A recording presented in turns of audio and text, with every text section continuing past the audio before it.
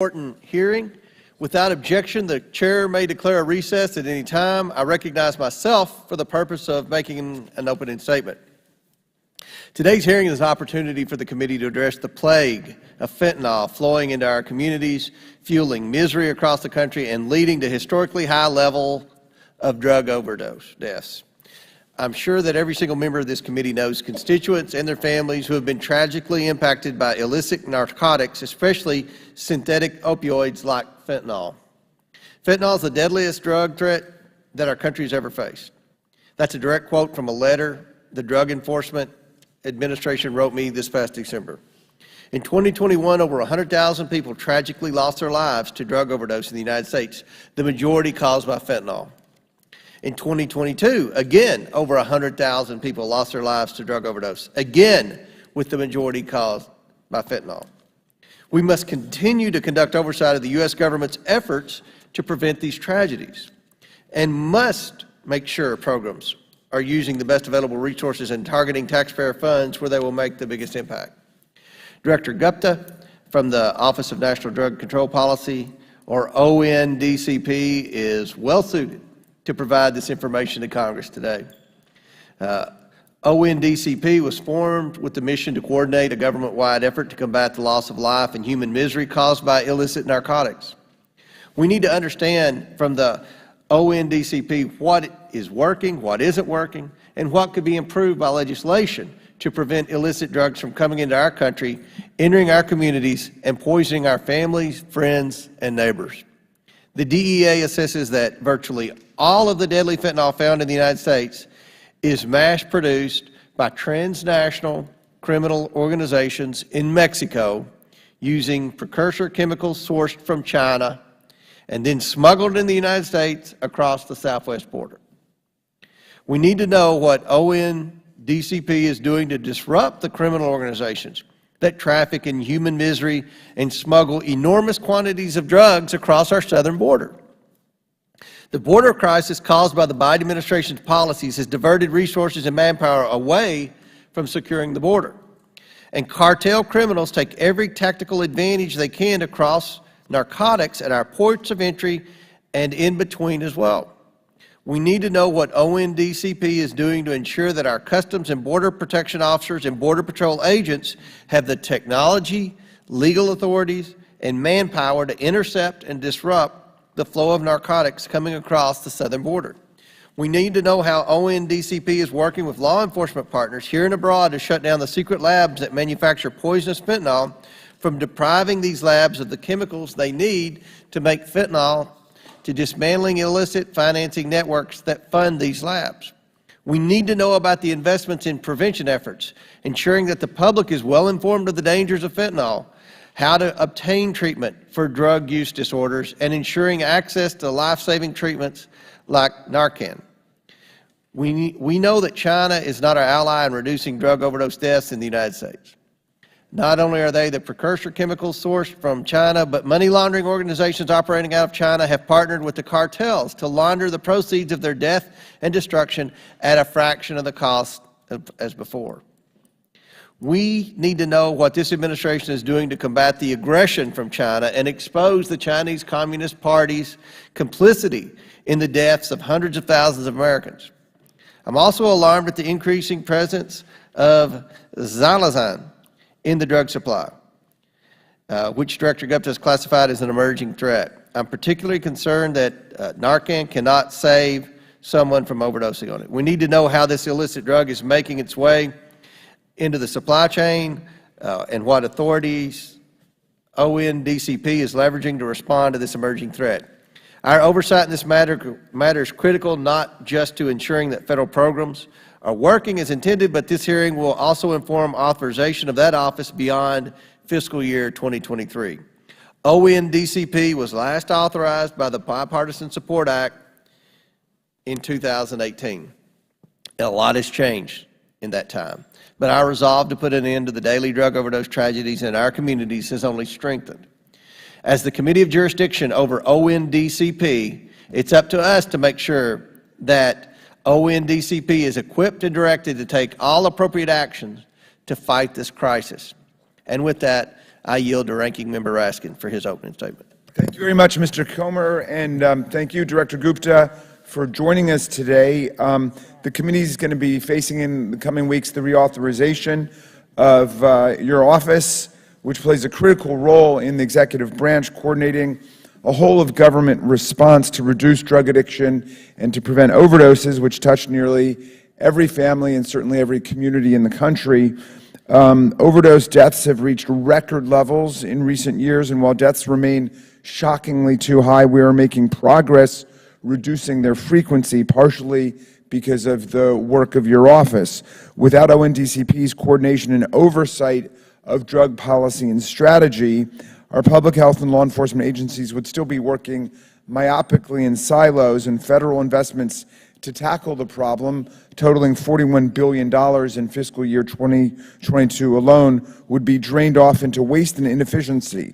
Instead, because of your office, our federal agencies collaborate to address the problems of addiction and overdose as part of a well-focused national drug control strategy. This comprehensive approach means that we can better deploy federal resources to help the communities hit hardest by trafficking and the staggering rates of addiction, including by working to keep drugs out of the hands of children and to make sure people experiencing overdoses have access to life-saving overdose reversal medication. After rising for more than 2 decades, overdose deaths in America skyrocketed to historic highs during the coronavirus pandemic, when they increased by more than 30% in 2020. The rate of increase slowed to 15% in 2021 and then again in 2022. While overdoses remain far too common and a single overdose is too many for our people, we have made remarkable strides in the last year, and new CDC data show opioid overdose rates plateauing for the first time in many, many years. But we cannot continue this progress without reauthorizing your office. Democrats and Republicans should work together to address the underlying causes of addiction in our society.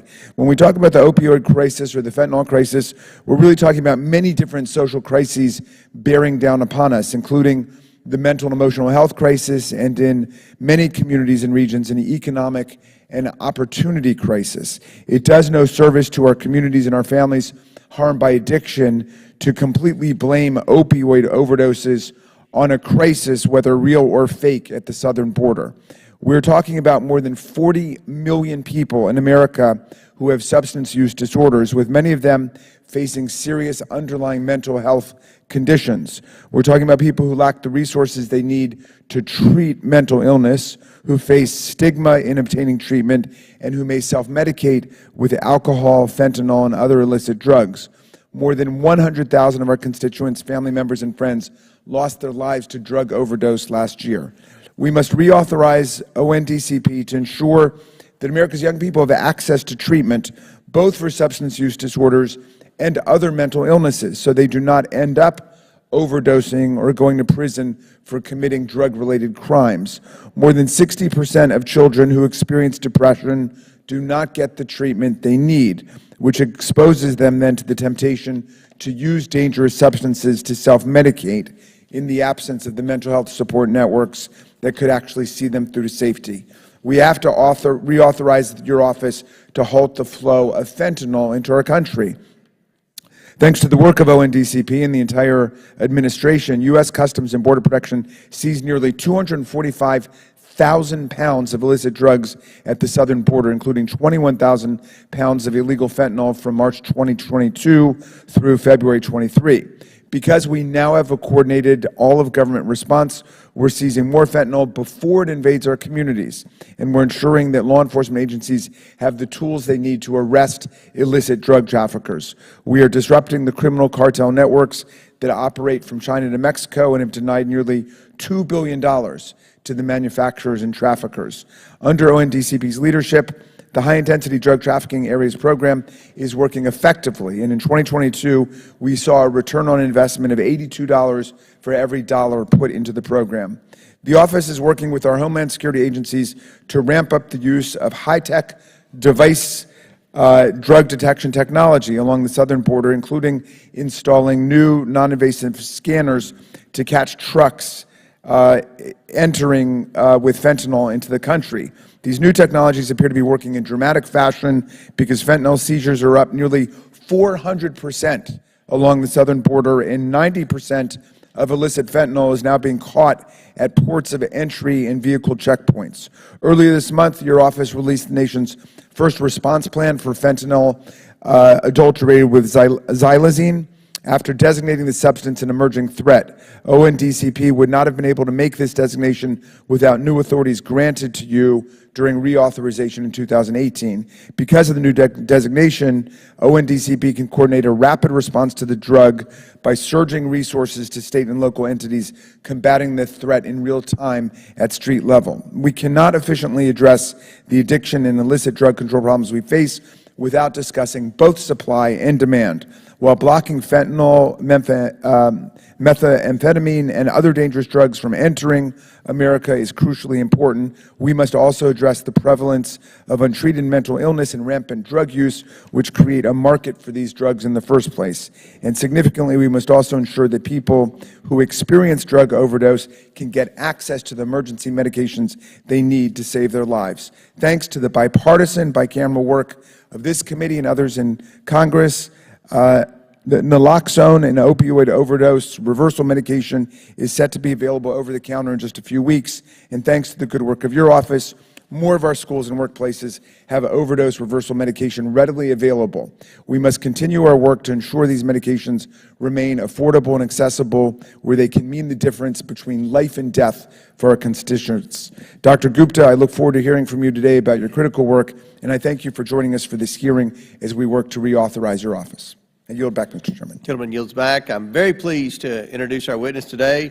Dr. Rahul Gupta is the Director of the Office of National Drug Control Policy, which leads and coordinates the nation's drug control policy. Dr. Gupta was confirmed by the Senate and assumed office on November 5th, 2021.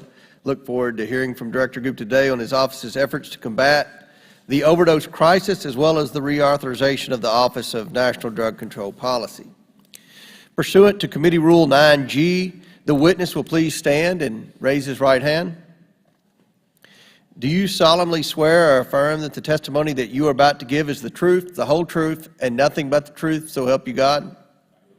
Let the record show that the witness answered in the affirmative. We appreciate you being here today and look very forward to your testimony. Let me remind the witness that we have read your written statement and it will appear in full in the hearing record. Please limit your oral statement to 5 minutes. As a reminder, please press the button on the microphone in front of you so that it is on and the members can hear you. When you begin to speak, the light in front of you will turn green. After 4 minutes, it will turn yellow. You know the routine. You've done it before. And if you need to take more time, feel free. I recognize Dr. Gupta to please begin his opening statement. Chairman Comer, Ranking Member Raskin, and members of the committee, thank you for having me here today.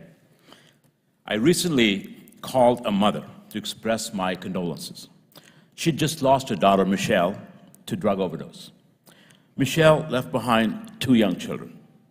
Michelle wasn't the only one lost to drug overdose and poisoning in the family. Her sister, Maya, had passed away 3 years prior after becoming addicted to pain medications prescribed to her. And the mother I spoke to had been the one to find Maya unresponsive at home. Every parent's worst nightmare. So I asked myself, how could we as a nation have saved these 2 young women and more than 109,000 other Americans over the past year? Some say we just need to lock up everyone involved with illicit drugs, including people like Michelle and Maya. Just lock them up and throw away the keys. Others say we should focus on treatment and ignore drug traffickers. With an American dying every 5 minutes around the clock, we can't just focus on supply or just on demand. We gotta do both, because we cannot treat dead people. So here's the bottom line. Drug trafficking is a crime and must be prosecuted, and drug addiction is a disease that must be treated. And here's what we're contending with today. Drug traffickers who are motivated only by profit, too few support systems for people with the disease of substance use disorder. These drugs are accessible right on your phone. And emerging threats of fentanyl mixed with xylazine, commonly known as tranq, has made matters worse. Crank dope is making fentanyl look like a walk in the park. Disrupting today's drug traffickers and producers is like playing whack-a-mole. The global supply chain for synthetic drugs is more robust than ever, with precursors predominantly coming from China, which refuses to cooperate on counter-narcotics. So we're bringing world leaders together to address the global supply of precursor chemicals for synthetic drugs with or without China. Last fall, Congress itself put a price tag on the staggering toll of opioid epidemic. $1.5 trillion in 2020 alone, $1.5 trillion. So this is a national security problem, it's an economic prosperity problem, and it's a public health problem. And President Biden and his administration are determined to solve it. The President's National Drug Control Strategy is going after the two key drivers of this crisis: untreated addiction and drug trafficking profits that fuel it. And we're getting results. Let me give you an example. El Chapo's son is behind bars, and naloxone or Narcan is over the counter. And treatment for addiction is more accessible than it's ever been. We have the technology, the expertise, and the courage to stop drugs at the border. When almost 90% of fentanyl is coming through our ports of entry, we must put technology to work for the American people. I want to point your attention to the poster on my left. We're installing new high-tech drug detection scanners on our southwest border to make sure that every single vehicle that needs to be scanned gets scanned, every single one. This is what commercial disruption of drug trafficking looks like in the 21st century. If you look at the poster to my right, these images show from side to side and top to bottom how technology is helping seize more fentanyl than ever before. All the pieces in the red, circled. With record-breaking seizures, we've denied traffickers more than $22 billion in profit just last year, thanks largely to the brave officers and agents of Customs and Border Protection and our High-Intensity Drug Trafficking Areas Program, or HIDTA. At the same time, we've invested $83 billion in treatment, 42% more than the previous administration, to address the opioid crisis in local communities. We're tracking non-fatal overdoses in near real time so communities can respond to hotspots. And using the Emerging Threats Authority granted by Congress in the SUPPORT Act, we've developed the federal response to xylazine and are implementing it as we speak. Our Drug-Free Community Support Program, or DFC, is preventing youth substance use in all 50 states. And our social media campaign warning youth about the dangers of fentanyl and the importance of carrying naloxone has made more than 1.7 billion impressions, 1.7 billion. And as a result of all these actions and so many more, our nation is finally seeing progress. In 2022, overdose deaths flattened after sharp rises for several years. Still, we cannot stop. We must keep pushing forward. Now, to President Biden and to me, the path is clear. We must double down on what works and address the challenges that remain to save American lives. And we must prepare for future threats. I want to thank Congress for your role in the progress our nation has made, and I'm eager to work with you to make sure that law enforcement and public health have the tools that they need. But make no mistake about it, this is a fight for the very future of our nation. The American people deserve nothing less than our very best. Thank you. Thank you, and we will now begin our questioning phase. Chair recognizes Mr. Gosar of Arizona for 5 minutes. Thank you, Chairman. Thank you, Dr. Gupta, for your comments. 107,000 people died of overdoses in 2021, as you said.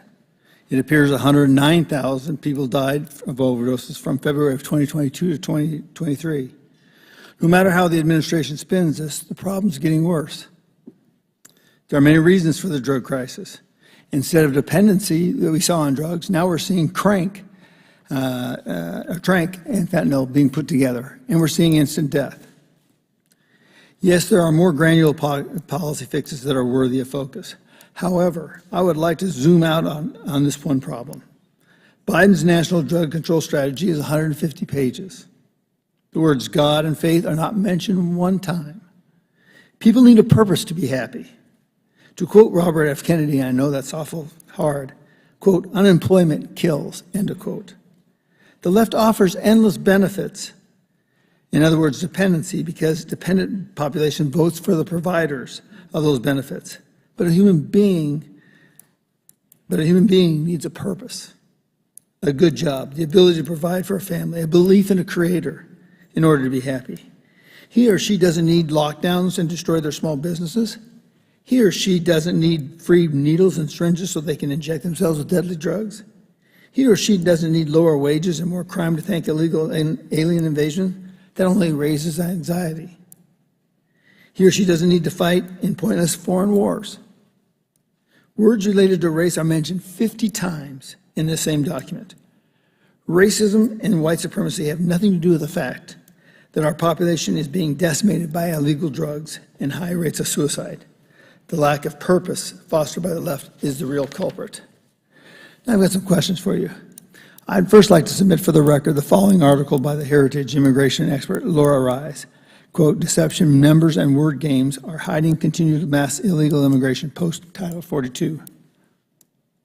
For the record.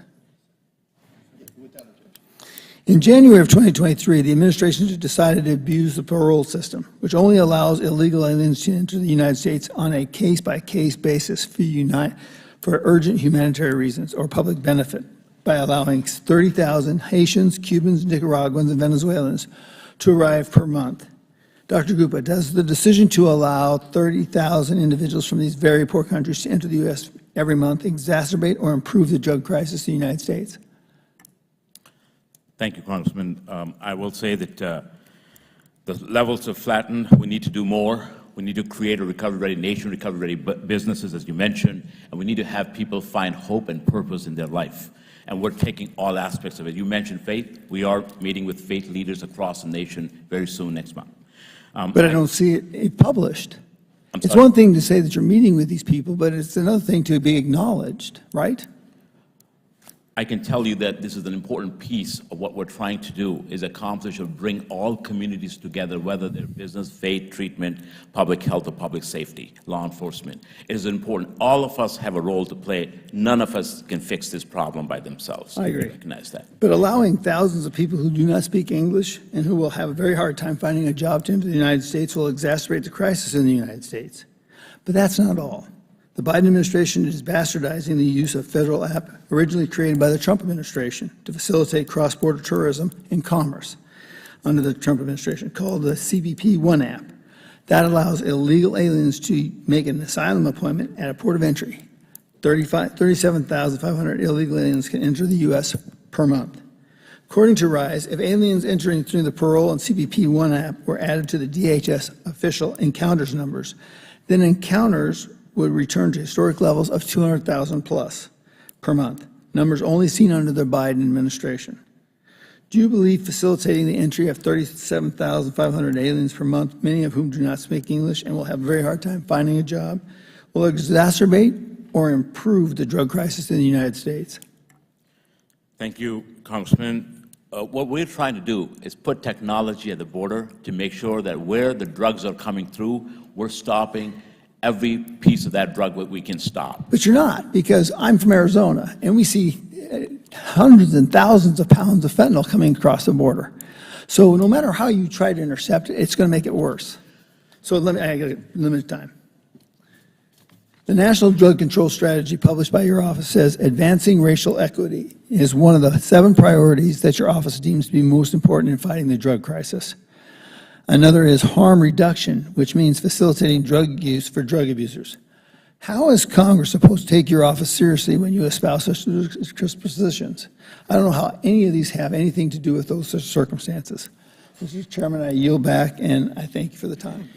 Gentleman yields back. Chair now recognizes the ranking member, Mr. Askins from Maryland, for 5 minutes. Thank you, Mr. Chairman. I'm surprised to hear my colleague from Arizona say some of the things he's saying. First of all, the purpose of our government is laid out very clearly in the preamble of the Constitution.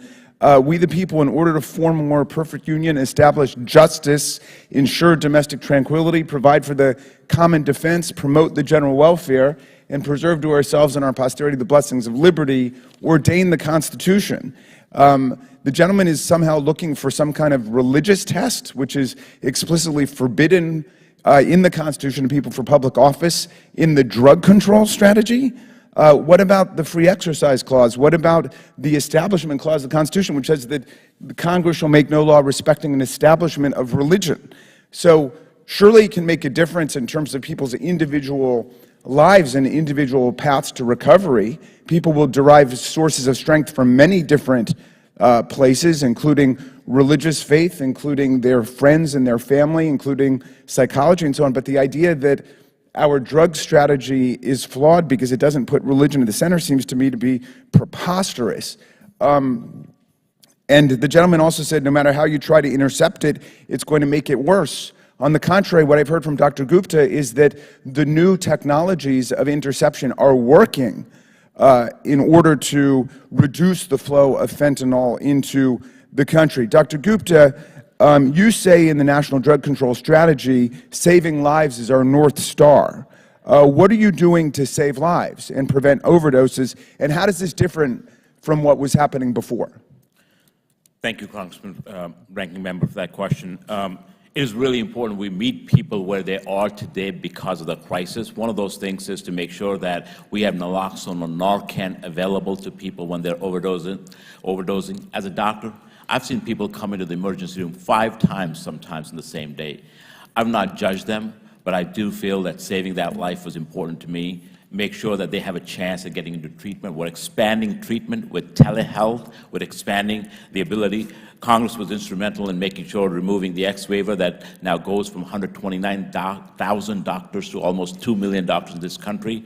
And then we're making sure that we're putting technology. I was down in Arizona, saw a 445% increase in detection. 38 million pills is what Customs and Border Protection told me down there at the border. So you're saying that the technology is working? It is absolutely working. That your strategies of interception are not failing, and we shouldn't surrender to the fatalism which says there's nothing that can be done about it other than everybody go home and pray about it. How are you addressing mental illness as an underlying cause of substance abuse? Thank you, Ranking Member. Mental illness and drug addiction go hand in glove, and they overlap with each other. And it is really important that we address both the mental health, social isolation, as well as addiction as piece of that. Just yesterday, the President announced the importance of parity, or day before yesterday, the importance of parity enforcement to make sure that people with physical health and mental health get the same level of care and not discriminated against. That's one of the reasons for not getting Americans the help they need, and the President is completely focused on that. I read a fascinating article that I want to submit to the record, Mr. Chairman, called How to Stop the Mexican Cartels, Stop Supplying Them with Guns. And it makes the point that 75 to 90% of Mexican drug cartel firearms come from U.S. manufacturers and U.S. gun stores. As I understand it, there's only one gun store in all of Mexico. There's a much stricter control on firearms there. And the firearms that are being used by the cartels that are pumping fentanyl into our country are armed by American gun manufacturers. Would we actually be striking a blow for our efforts to reduce the flow of fentanyl into our country if we reduce the flow of firearms into Mexico coming from our gun dealers? Thank you, Member. It's critical to have a strong, stable partner on the south of the border. Part of that's to address the illegal weapons that are going on, smuggled down into Mexico, causing violence as part of the drug and other trades. 20,000 Mexicans were killed last year. They're killing thousands of people, these syndicates and these cartels, and they're getting their guns from America.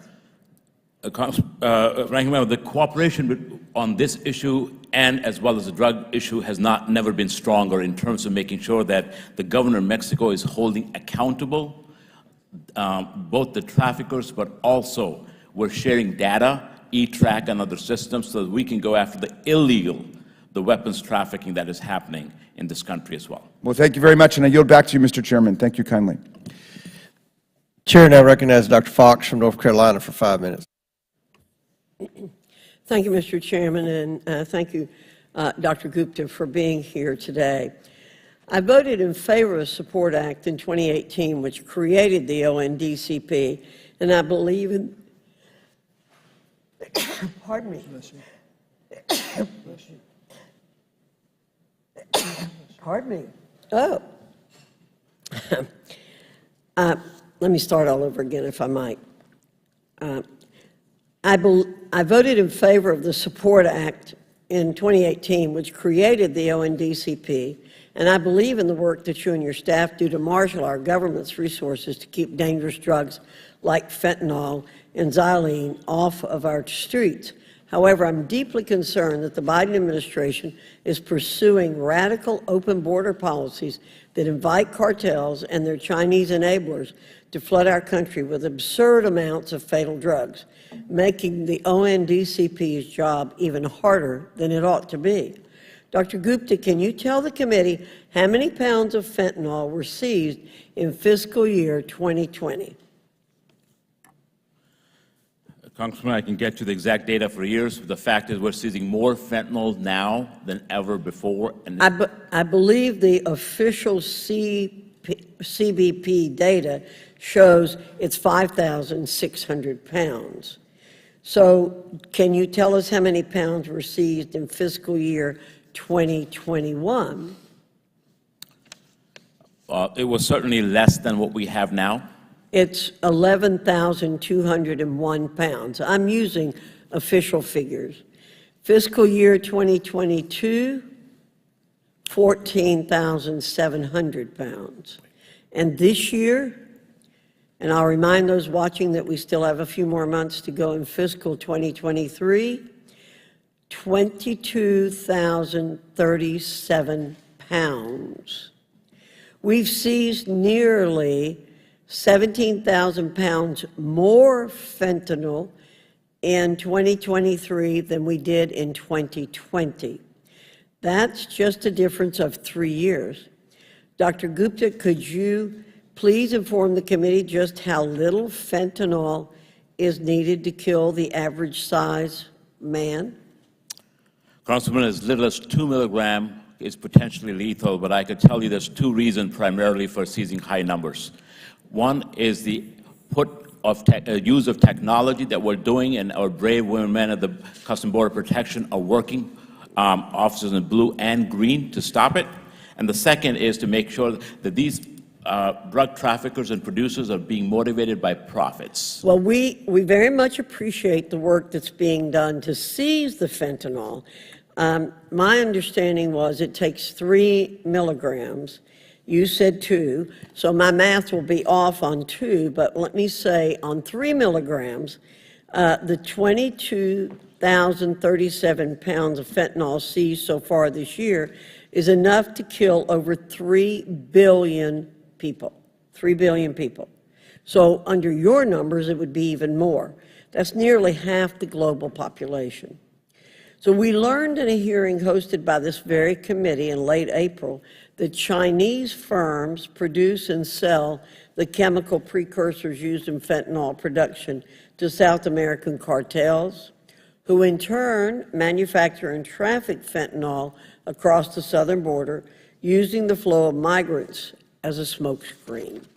Dr. Gupta, I want to inform both you and the public that in 2020, our southern border saw some 242,000 encounters with illegal immigrants.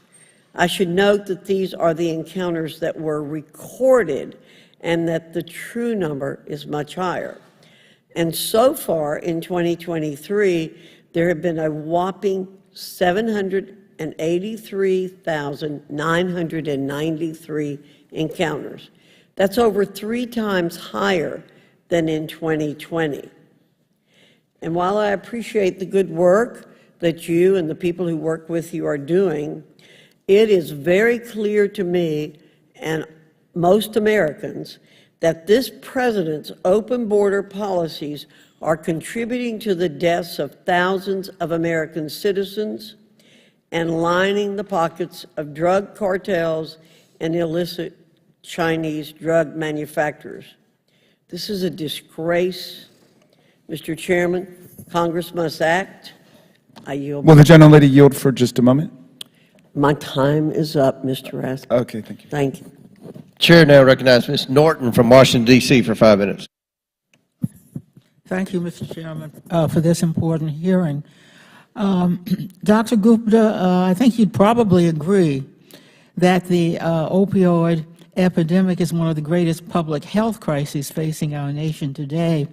Lack of access to treatment, and I'm interested in my questions on treatment, is a primary driver of this crisis. In 2021, 24 million people in the United States aged 12 years and older met the scientific criteria for having a substance use disorder, but the vast majority did not receive treatment.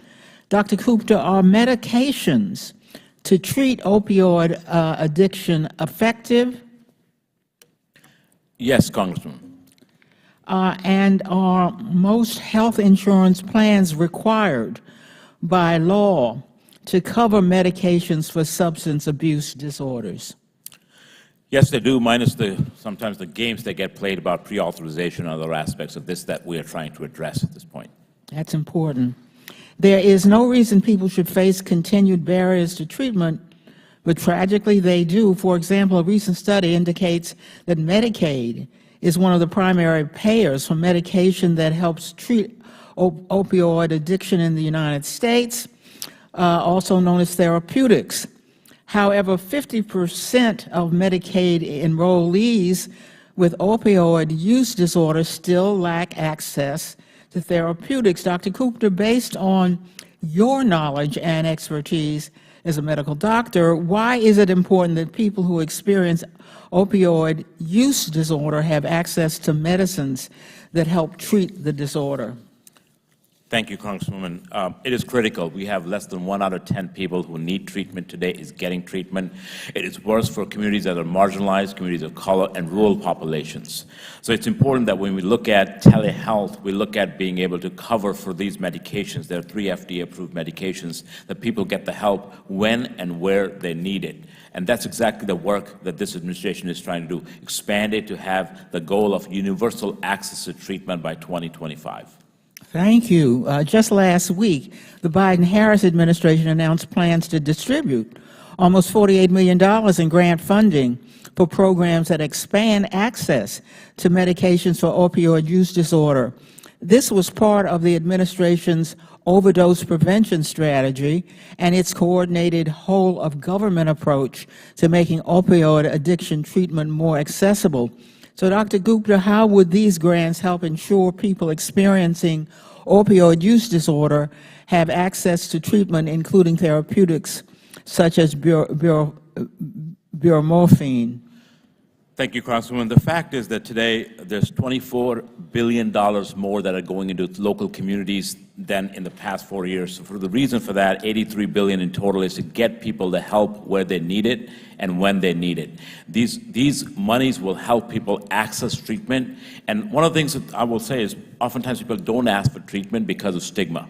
So it's important that we start to work to remove that stigma, whether we're working with employers, small businesses, or others. And that's an important piece of this work, to make sure that people can access it. They don't have the fear of being punished for that, and then treatments are available and accessible to them wherever they live. Thank you. Dr. Gupta, how would reauthorizing the Office of National Drug Control Policy allow you to continue coordinating across government agencies so that people have access to opioid use disorder medications regardless of socioeconomic status or other barriers to care? Congresswoman, what my office does is works across the $40+ billion budget across 19 federal agencies to coordinate the response to this. It's a congressionally created office. It is critical to saving lives that we make sure that treatment is available to anyone and everyone that needs it. it is an important tool in the toolbox to be able to help people save lives. Substance use disorders are incredibly complex challenges that require multifaceted solutions. I look forward to continuing to work with the administration to get life-saving treatment into the hands of people struggling with opioid use disorder. Would the gentlelady yield for a moment? I yield. Just a quick question on Ms. Fox's point. Does an increase in the amount of fentanyl seized indicate the failure of our drug strategy or the success of the policies of the administration? Ranking Member, it obviously increased seizures means that more is being done at the border to hold people accountable. So it is an indication of the success of the policy and the strategy. Thank you. Yield back. Chair now recognizes Mr. Palmer from Alabama for 5 minutes. I thank the chairman. In response to what our measure of success ought to be, we had a record number of people die from fentanyl poisoning last year. It exceeded another record year the previous year, and I think if we want to talk success in dealing with fentanyl, particularly fentanyl crossing our southern border, I'm very appreciative of the fact that we've interdicted an enormous amount of it. But when the death rate is as high as it is, Dr. Gupta, with all due respect, that's not exactly success by anyone's definition.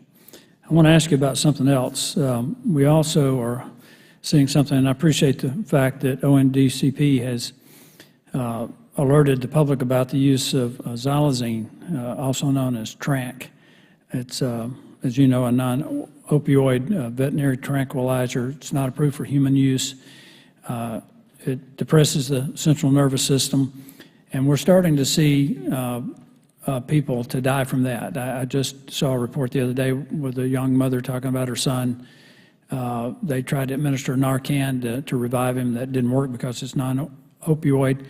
And I just want to ask you, where is most of the xylazine produced? A lot of it, thank you, Congressman, for the question. A lot of it's coming from illicit sources from China. Right. It's also being trafficked through traffickers and mixed on the street. You're ahead of me on where I was going with this, because I want to make this point, Mr. Chairman, that it isn't enough for the cartels and the Chinese to kill Americans with fentanyl. We've developed some ways to save people who've taken that drug with Narcan. But Narcan doesn't work, as we pointed out, and Dr. Gupta knows this. It's a non-opioid. The xylazine is, and it doesn't work. So now they're mixing it in with fentanyl. And I just have to ask myself, and this is probably unfair for me to ask you this, but it seems to me, Dr. Gupta, that this is intentional. That, I mean, most people, when they're selling a product, they want to preserve their customer base, but it seems to me that the intent here is to kill as many Americans as they can. Congressman, the intention is to make as much money as they can. Adding xylazine, I will say this, Narcan or naloxone does work, but it complicates the response. So you got to have more respiratory control and all of those things. It's making it difficult to save lives because of the tranq dope now. But the intent here is all about money. We've got to follow the money, and that's exactly what this administration is doing. Well, if it was all about money, they would be producing a drug that gave the same results that the drug user wants to experience without killing them. But when you have over 100,000 people dying, there's a problem here. And I'm almost to a point, Mr. Chairman, where I think that the cartels ought to be classified as non-state adversaries. I'm serious. I mean, when you have that many people dying, and I bet there's not a person in this room that doesn't know someone who's lost a family member to a drug overdose. Congressman, what they're trying to do, if you allow me to say this, is this is collateral damage that's acceptable to them and is not to us. This is what they're trying to do. They try to make sure that fentanyl is 50 to 100 times more potent and addictive than morphine. So their goal is to get as much as possible to the people, and not just in the United States, but across the world. So their population and clients is limitless, and we want to make sure we can stop them by denying them profits and operating capital and do everything we can. But don't we also know that the Chinese are providing not only the xylazine and the fentanyl, but also the chemicals for mixing these for the combinations that they need to produce the drugs that people are taking. We are doing everything to ask Chinese to work. They're refusing to cooperate with us at this point. That's why we've put together a global coalition of 80-plus countries and 11 international organizations to go after the chemical precursors across the Well, world. when they're refusing to work with you, I don't think China needs the drug money. They're not making the money that the cartels are making. So at some point, you have to realize that there's a level of intent here, of malevolence, that has to be taken into account. And I think we're going to have to I know Congressman Dan Crenshaw is involved with this select committee on dealing with the cartels, but when you have over 100,000 people dying, and that's probably underreported by 10–15% because so many families don't want it on the death certificate how their family member died, I think we're going to have to reevaluate how we address this, and it needs to be a bipartisan effort. And I thank you for being here. I yield back. Gentleman yields back. Chair recognizes Mr. Frost from Florida for 5 minutes. Thank you, Mr. Chair, and thank you, Dr. Gupta, for being here. The Office of National Drug Control Policy is responsible for coordinating the United States drug control policy response.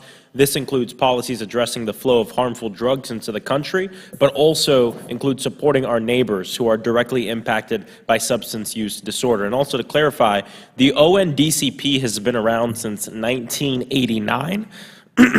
Once again, the ONDCP has been around since 1989. It was reauthorized in 2018. So it was not founded in 2018, it was in 1989. Each year in Florida, around 750,000 people misuse prescription pain relievers, and 165,000 live with an opioid use disorder. And it gets worse. In America, approximately 85% of the prison population has an active substance use disorder or were incarcerated in connection with drugs or drug use. Forced withdrawal in prison can be deadly. Doctor, how has your office supported the expansion of substance use treatment for incarcerated folks? Thank you, Congressman, for that important question. The fact is today that any given day there's 2 million Americans incarcerated. 60 to 80% of them are incarcerated because of either drug use or drug-related crime. And when they are released, they're up to 120 times more likely to die from overdose or be reincarcerated. It is so critical becomes to get people the help they need, to get them treatment, so when they come out, that not only 85% less likely to die, but actually go back and assimilate in the community and be contributing members to the community. So we are both working within the Federal Bureau of Prisons to expand treatment, so anyone who wants treatment is offered treatment. We're also providing Medicaid waivers to states. 15 states have already applied for the waivers to get treatment available for 90 days before release. 2 have been approved, including California and Washington, which I believe was just approved last week. Okay, thank you. And you brought this up. It's not just during incarceration. The first 2 weeks someone is out of jail, they are 129 times more likely to overdose. Congressman, here's the problem. We have 18 to 42 years old. Number 1 cause of death today in America, this is working age population, is overdose. And these folks are being released and they're dying. I look at this also from an economic prosperity and a future for a country standpoint. And this is what this is not a 1 year or 2 year project. This is something we will continue to see results into the future. Has your office developed recommendations on dealing with overdose in terms of reentry? Yes, Congressman, we have developed a state model law for prisons and jails to look at how to measure, because we want to make sure the taxpayer dollars are being appropriately used to measure what works, what doesn't work as well. And we'll be happy to share. I also want to hear what you have to say about the CMS 1115 waiver. Can you explain for people what that is and why it's so important? Yes, Congressman. As I mentioned, the numbers do not lie. We have too many Americans dying that are being released back into the community because their threshold goes down and they go back and they end up dying, or worse, in being incarcerated. The 1115 waiver allows states to apply for the ability to treat people for 90 days before they are released. And then the most important piece of this is connecting. Oftentimes when people are released, they're lost in the community. Next time they know you know either they're in prison or they're dead. This connection, transition of care is so important that this waiver allows. It's literally life-saving and life-changing for these individuals. And as I understand it, my home state of Florida is not yet among the states making use of the waiver. Is that correct? My understanding as well. In 2022, the National Drug Control Strategy, you outlined specific goals and field performance goals for 2025. How confident are you that if given that amount of resources needed, that you can hit those targets that you've set for yourself? These are goals that we've outlined of saving 165,000 American lives by 2025 are doable. But just between 22 and 21, we have averted the death of 19,000 Americans. Again, to me as a doctor, every one of these is an individual that is at the dinner table, at the holiday party, with each other, with their family. So we have that. The goals, I think we're putting together, the policy that are there are working. We need to make sure they're resourced and folks get the help that they need. Thank you. You know, I think the chair and my colleagues on this committee on both sides of the aisle can agree that the size of our commitment should match the size of the challenge. And this is a huge challenge for our country right now. Thank you. I yield back. Chair recognizes Mr. Higgins from Louisiana for 5 minutes. Thank you, Mr. Chairman. Doctor, your background, you're primarily a medical doctor, correct? Yes, Congressman. Okay, so you're not considered, you consider yourself a law enforcement professional?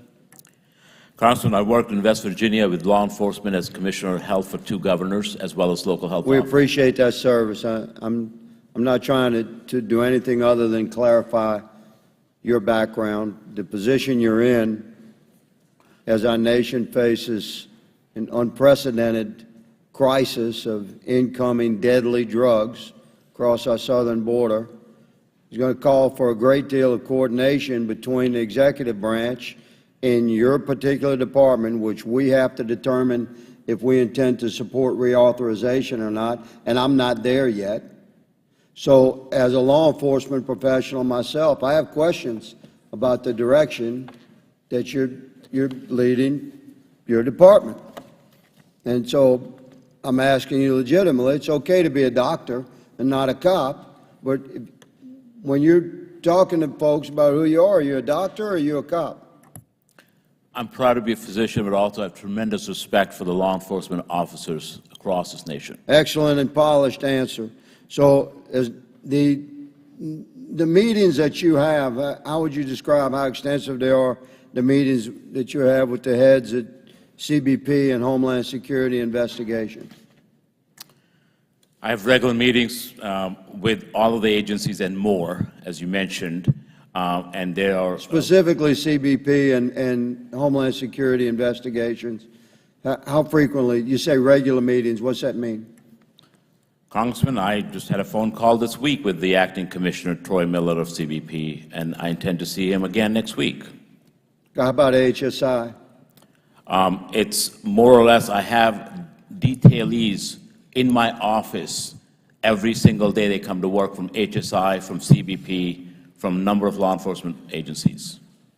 Okay, let's shift from your level of interaction with the leading Department of Homeland Security, law enforcement, and investigative forces at our border that are tasked with stopping the fentanyl from coming into our country and the meth. You familiar with the term China white? You know what that it was back in the 90s? That's not a trick question, I'll just tell you. When fentanyl first showed up on the street, we didn't know what it was. It was very rarely encountered. It was called China white. It was known to be super powerful and deadly.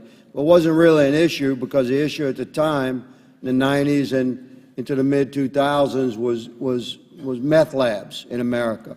Those were largely shut down by legislative action taken at the federal and state level to take Sudafed and Sudafed-type products off the shelf, make them only available over the counter, but with an ID through the pharmacy. That pretty much shut down the labs. But this vacuum was filled as the fentanyl trafficking began building, and it coming through Mexico. We knew this. And this stuff was so deadly, and I'm trying to get there, was so deadly, it was killing our canine dogs and officers who had come in contact with it. We We had to change all our protocols on how to deal with this stuff. And now it's so prevalent and so cheap, $100 to $150 a gram, and only requires 2 milligrams. It's a deadly dose. It's called a point on the street because you pick it up with the point of a pen. This is how deadly it is. And it's so cheap and so readily available, drug dealers are giving it away in order to establish an addicted clientele, to grow the addicted clientele. They're giving it away. We had 107,000 deaths in 2021, 108,000 in 2022. And your quote from earlier, good sir, was that you are not failing to intercept. So please explain. Thank you, Congressman. And let me just be clear that I was involved in putting pseudoephedrine behind the walls. I was involved in those meth lab busts on the ground, actually. And the reason, if you think about it, why it went south of the border, the production of meth, is because of money. The reason that fentanyl is so profitable is because of small amounts, it affects the same amount and it's so potent. So I think we have to understand what persuades these bad guys to actually go to the verge of killing 109,000 Americans a year. And it's actually profits, it's money. It's important, and this is why this administration is going through commercial disruption, going after the traffickers, but also their profits, pill pressers, dye molds, shippers, and working with shippers and express consignment carriers, and putting highest level of sanctions that we have on both Chinese companies, these companies, as well as the Mexican cartels, and producing the indictment along with arrests of hundreds and hundreds of the members in recent days that you have seen. Part of that all reason is to disrupt and dismantle these organizations, but also understand what drives them in the 21st century. You've been very professional. My time has expired. Thank you, Mr. Chairman. Gentleman yields back. Chair now recognizes Ms. Stansberry from New Mexico for 5 minutes. Thank you. Dr. Gupa, welcome to our committee. Mr. Chairman, I want to start by thanking you sincerely for convening this panel today, and I do mean that from the bottom of my heart because I've watched as this committee has devolved into a platform for conspiracy theories and misinformation and political theater over the last 6 months, and I think it's notable that many of our colleagues don't even bother to show up when we hold a real hearing and the conspiracy theories and cameras are not rolling. So it's about high time that we actually turn to an issue that affects the American people. And I think like so many Americans, these issues of addiction, of drug trafficking, weigh heavy on my heart, especially for so many New Mexicans, which is the state that I represent. The opioid crisis has hit close to home. And in fact, I will never forget the morning in January in 2019 when I received the first call. I was actually sitting on the floor of the New Mexico State House of Representatives. I had just been elected to the legislature when I received the call that one of my oldest and dearest friends had died suddenly of a heart attack. We later learned that it was a fentanyl overdose, and over the years that have now come since that first call, there have been more. And I think for many New Mexicans, this is a story that is all too familiar. And it is why I have spent a lot of my time in this body working on real solutions to address the fentanyl crisis. Because it's real. Because it hits close to home. Because it's affecting every single family in our communities and in my state. And we can sit here and yell about the border and talk about all of these issues, but if we're not actually addressing the real issues that are leading to the crisis, then our family members and our friends are going to continue to die. That's why I've been working with law enforcement, our state, local, and tribal officials, our behavioral health providers to help rebuild the behavioral health and addiction recovery systems that were gutted by a Republican governor just one cycle ago.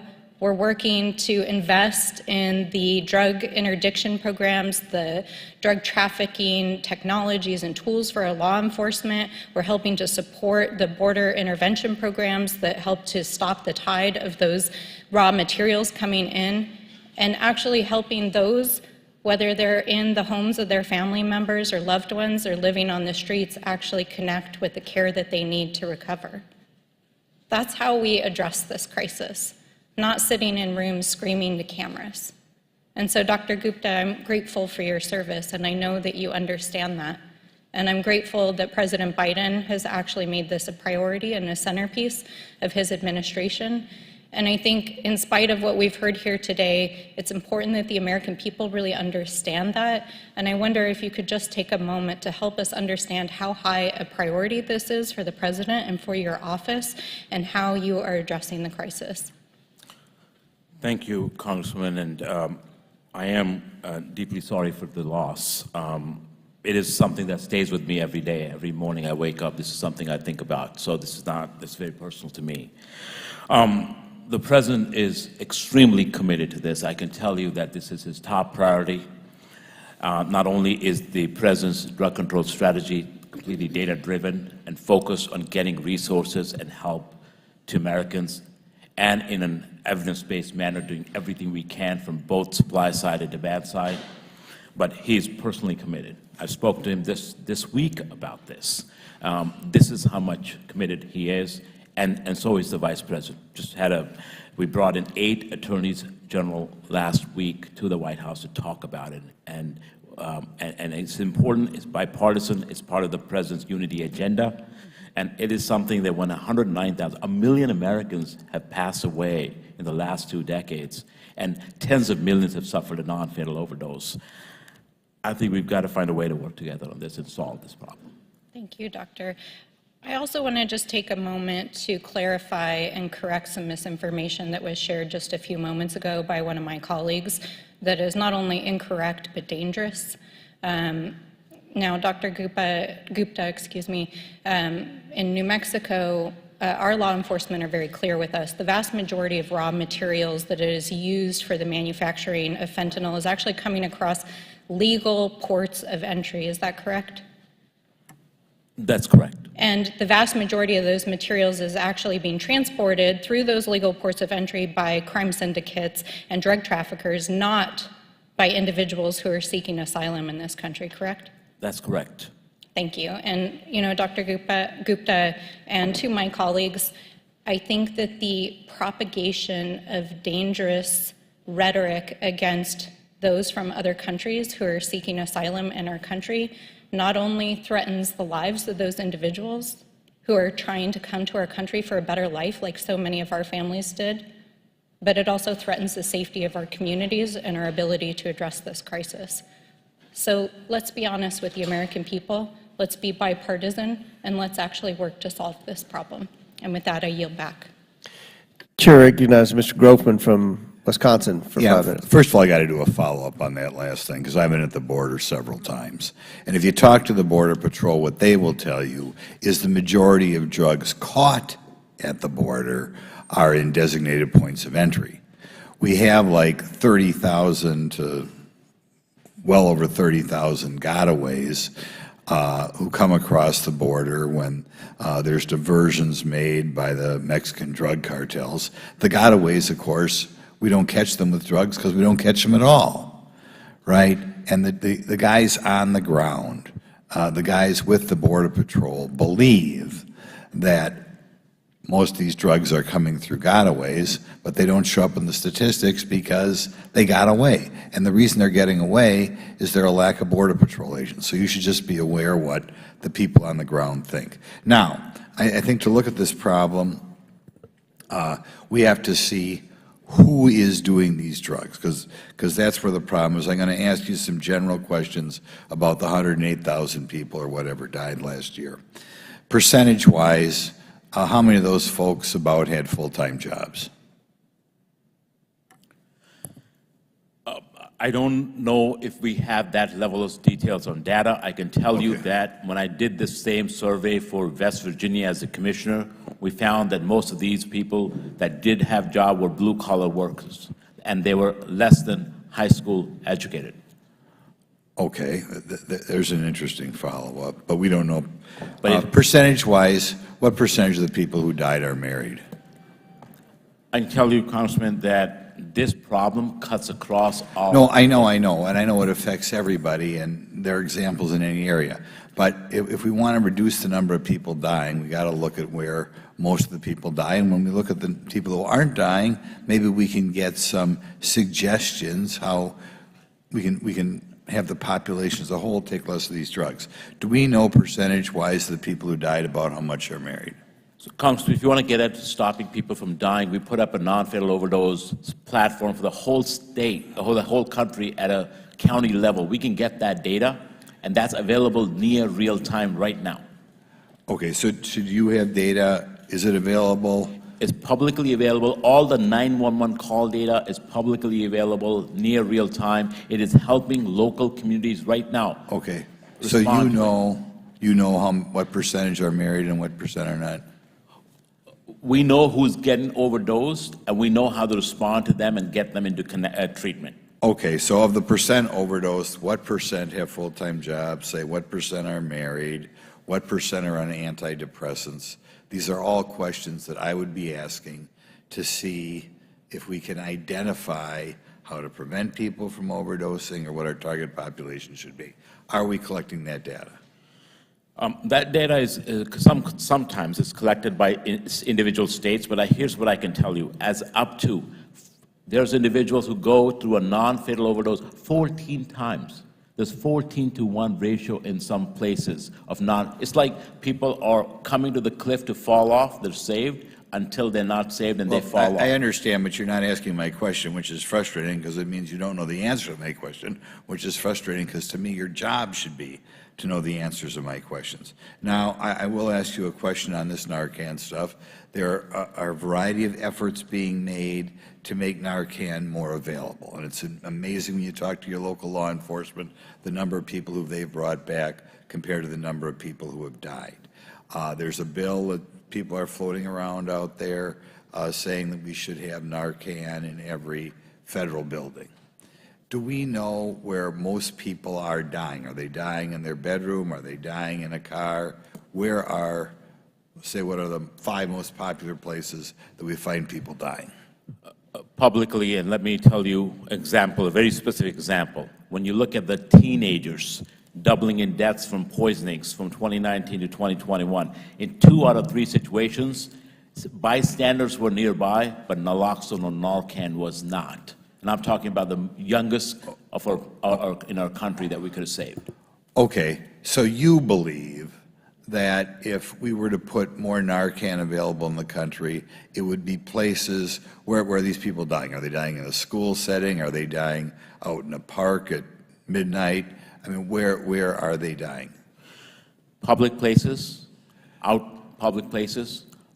I would think about naloxone, Narcan like a smoke alarm or a defibrillator.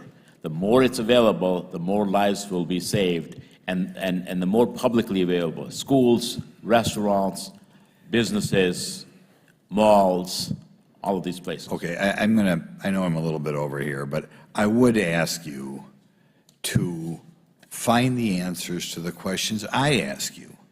You know, because we should know if only 5% of the people are dying are married, that's an interesting statistic. Okay, if only 15% of the people are dying had a full-time job, that's an interesting statistic. If a lot of them are on antidepressants, that's an interesting statistic. And if you can't do a study nationwide, maybe you can just do a sample of a random 5,000 people, and the results might surprise you. And maybe we could use those results to partly solve this scourge. Thank you. Chair now recognizes Ms. Lee from Pennsylvania for 5 minutes. Thank you, Mr. Chair.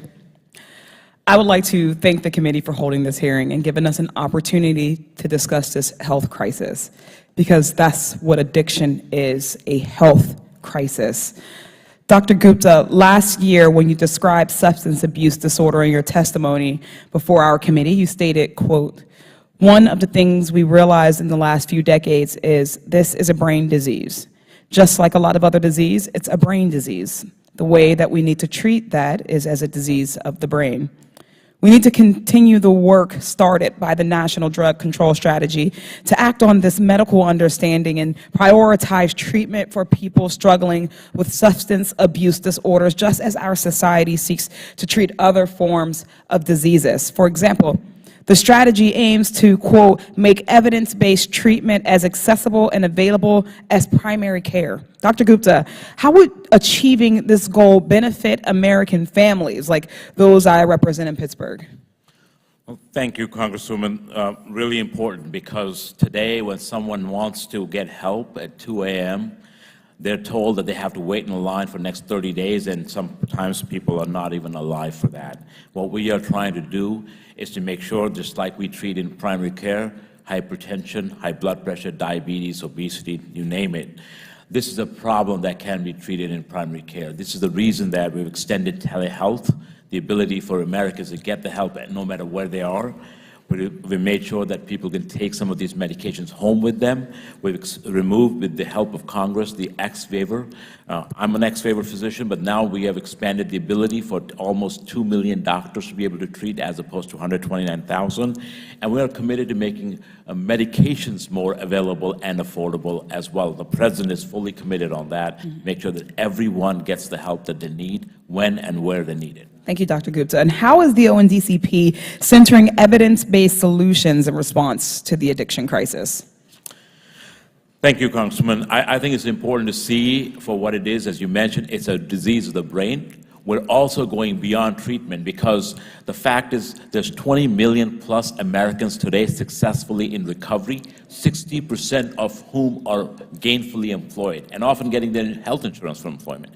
So now we know that people need more than just treatment, need housing, transportation, food security. Those things are important to make sure that we're taking an approach that centers around success of each individual in their community, because that spells the success of the state and success of the nation. Thank you for lifting up the holistic needs that we have in this in our struggle to treat this disorder. The need to prioritize treatment in our approach to drug control policy can't be overstated also.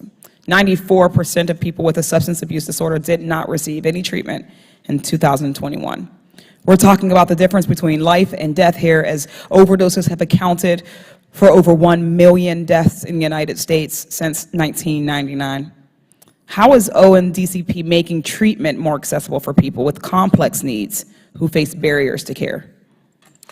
I think, thank you, Congresswoman. I think it's really important to make sure that we make treatment accessible and affordable to anyone and everyone that needs it. When we look at people who are incarcerated, people in custody, it's important to make it available because of the high risk of dying or reincarceration. When we look at communities that have historically been marginalized, it's important to make sure that they're receiving a treatment. We look at rural America, it's important to make sure that treatment is there, because I, as a physician in rural America, have seen where people often don't go to treatment because it's 80 miles away. So these are the things that we're doing with telehealth, with expansion of treatment aspects, and making sure we're reaching people through harm reduction and other programs, so we can help them, meet them where they are, and help them move forward in getting the help they need. Thank you. Barriers to treatment disproportionately affect people of color, pregnant people, individuals with children, those in rural communities, as Dr. Gupta pointed out, tribal communities, and states that have not expanded Medicaid. This is largely because these people may not have access to health insurance and may live in areas without access to substance use disorder treatment. Dr. Gupta, really quickly, how would reauthorizing ONDCP make treatment more accessible for people who already are marginalized within our healthcare system? Thank you, Congresswoman. It's really important that the reauthorization of ONDCP will allow us to continue and actually be able to double down on our efforts of the progress that we're making. There's a lot more work to be done in order to save the 165,000 lives that the President is committed to doing by 2025, and the reauthorization will be a critical part of that. Thank you, Dr. Gupta, for your testimony today and your important work tackling this crisis. I yield back. Chair recognizes Subcommittee Chair McLean from Michigan for 5 minutes. Thank you, Mr. Chairman, and thank you, Dr. Gupta, for being here today. We all know the stats, but I think they're worth repeating. Right, in 2019, over 70,000 people died from an opioid overdose. In 2021, 106,000 Americans died from drug-related overdoses. These numbers are shocking, and right now in '23, we also know that fentanyl is the leading cause of death for individuals between 18 and 45, right?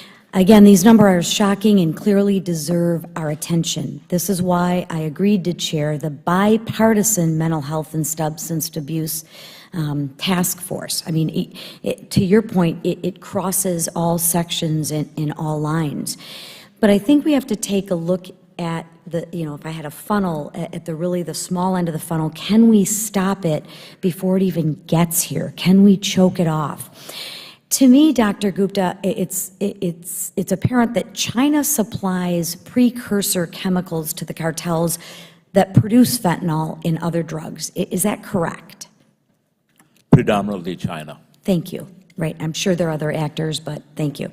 In April, I actually held a subcommittee hearing where our committee learned that Chinese money laundering organizations now dominate the money laundering networks for the Mexican cartels.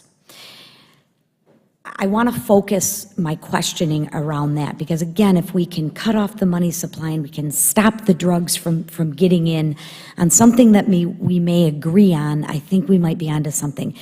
Can you explain what your office has done to address this money laundering operation? Thank you, Congresswoman. The Anti-Money Laundering Act of 2020 has been very critical in addition to the Bank Secrecy Act to make sure that we're fleshing out the bad actors in the system. The Chinese underground banking system as well as money laundering of illicit actors that are free riders along the expansion of the PRC is a critical aspect that we need to be looking at very carefully. Now, we've also done more sanctions, double the sanctions this year than last year, and last year was double of the previous year of both the cartels but also chemical companies in China that are shipping these precursor chemicals as well, and individuals that are involved in it. And I appreciate that, but I want to focus, and I know I'm getting really narrowly focused, but we had a whole hearing on this. And if you follow the money, a lot of times we can cut it off. What specifically, and maybe we're not there yet, but what specific actions have you taken to stop and choke off the money laundering scheme? Can you talk to that? I can talk obviously about some of these, including some of the dark web operations and cryptocurrency. There's 2,000 or so cryptocurrencies out there to be able to do, but I will also invite you to a classified briefing on Monday and your staff to do that. All right, thank you. I mean, I think you would agree that China is complicit in America's drug overdose and epidemic problem here. I think the refusal of cooperation on counter-narcotics of the PRC is indicative of how much they value the lives of the 109,000 people, Americans, that we're losing every single year. I mean, again, follow the money, and if we can choke the money supply off, we know that the the money laundering, from the Chinese government is happening. I would just encourage you to spend more time, effort, energy, and most of all resources, because if we cut it off here, we can save deaths, we can save a lot of lives as it gets down the funnel. In 2022, there were almost 600,000 gotaways that crossed our border illegally, and they've already been 530,000 gotaways in 2023. As a reminder, gotaways is a term used for illegal immigrants who have been spotted crossing the border by agents on camera, but were not caught or processed by the officials. Is it possible that some of these gotaways are smuggling fentanyl into the United States? Congressman, when we talk about what's killing Americans in large numbers, like 100... Can we talk about my question, though? And my question is it possible that some of these over 530,000 gotaways are smuggling fentanyl? Is it possible? Congressman, look, tunnels are possible and happening. Okay. This could be, drones are possible and happening. So it is possible. The answer is yes. I appreciate you, and I'm out of time. Thank you so much. I look forward to our classified briefing. Gentlelady yields back. Chair recognizes Representative Crockett from Texas for 5 minutes. Thank you so much for being here, and thank you so much for the work that you do. I just want to talk about my state really quickly, since we're talking about the border and how my colleagues have been down there once or twice, and so they feel like they know everything that happens at my border because they go on a little field trip. But I live in this state. I have also legislated specifically in this state, the state of Texas.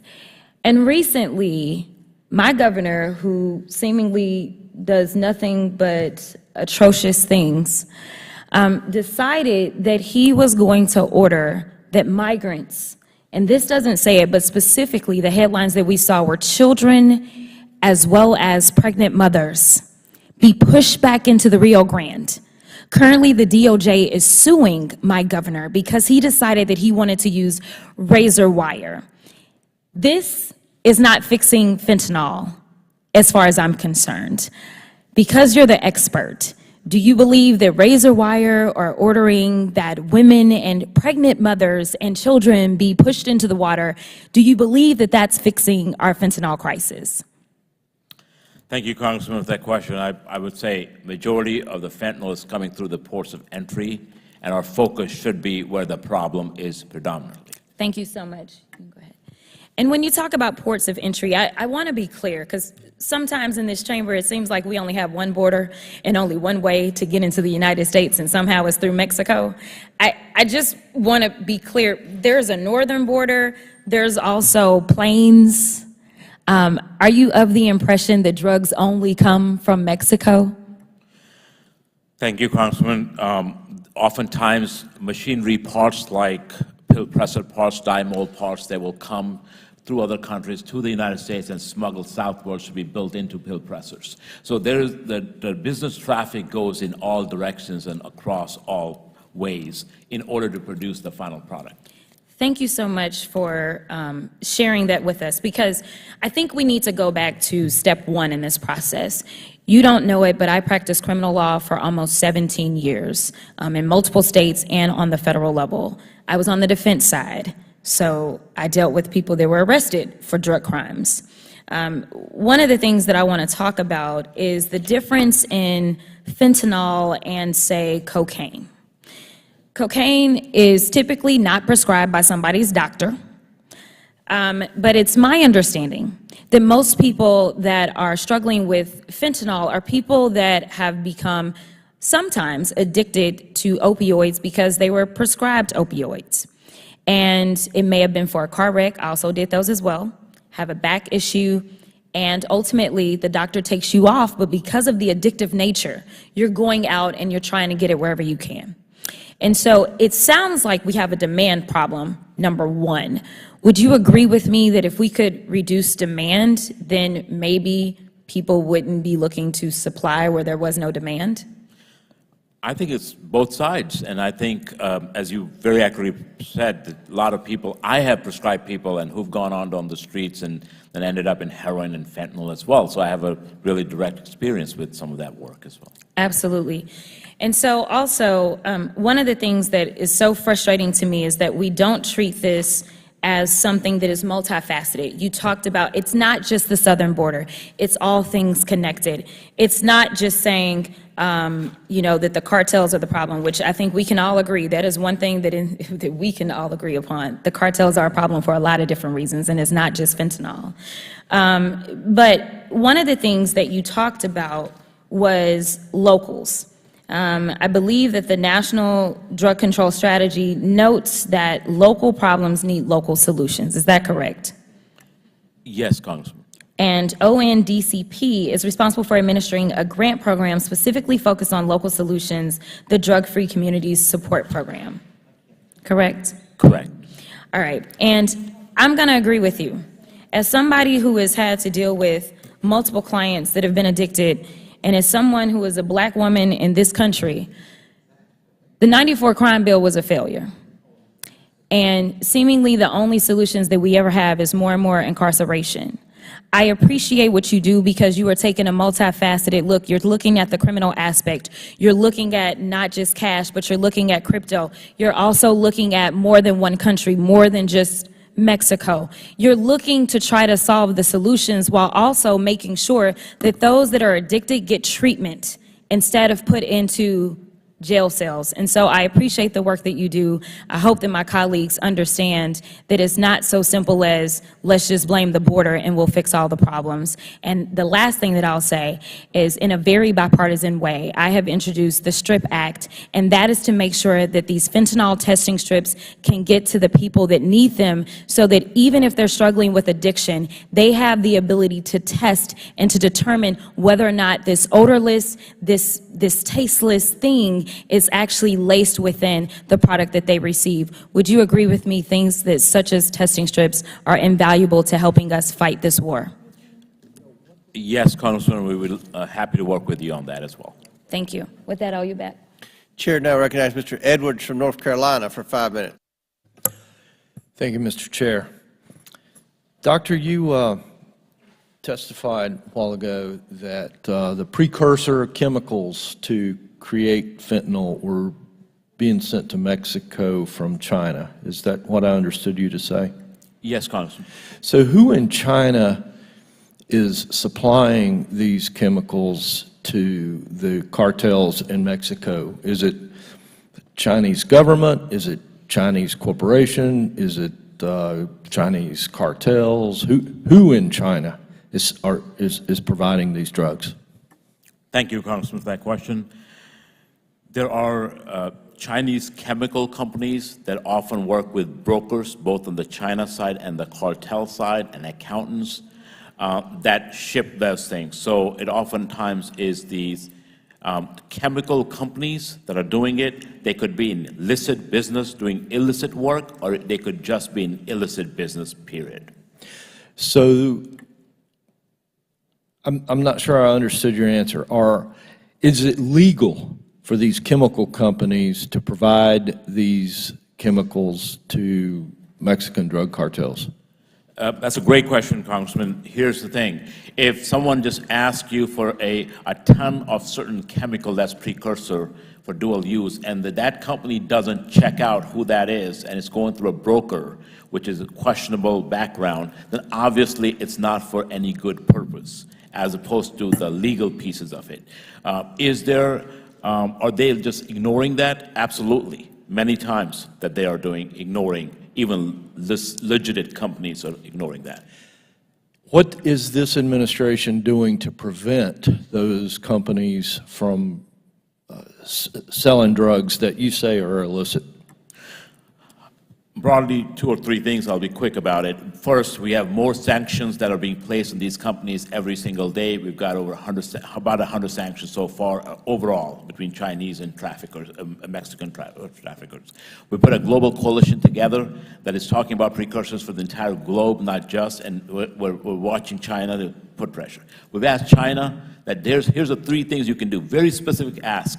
Know your customer for these companies. Make sure you have shipping labels that follow global norms.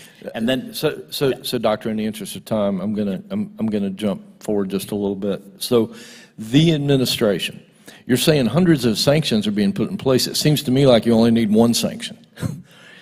So what is this administration doing in China to prevent these drugs from going to Mexico? we are working constantly. Our Ambassador Nick Burns in Beijing, I'm in contact with him regularly to speak with the Chinese about this. We're working with the government of Mexico to make sure that they are talking to China as well. We're putting international pressure on. So when do we stop talking? When does something become actionable that where the United States, where this administration can put its foot down inside of China and say, we've had enough. You are killing Americans through Mexican cartels. When do we hold China accountable?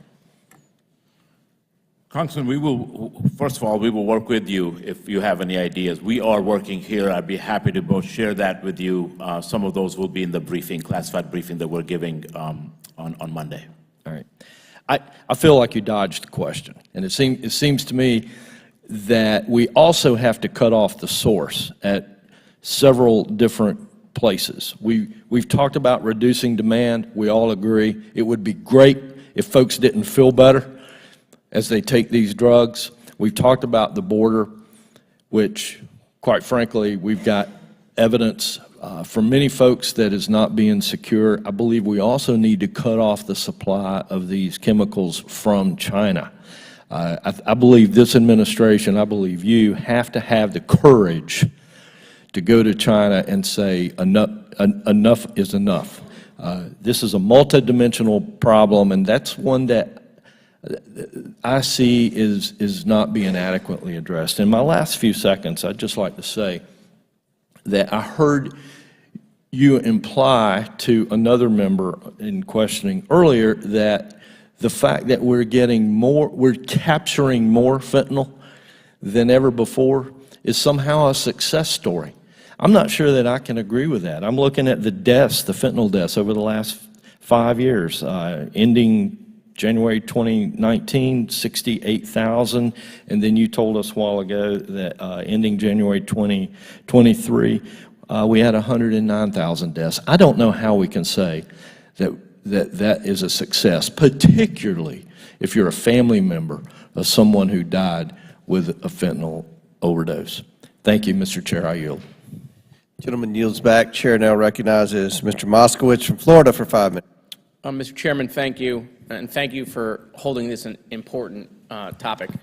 I replaced Congressman Ted Deutsch in Congress in the last election, and he lost his nephew to fentanyl. And I remember when that happened, to an accidental fentanyl overdose.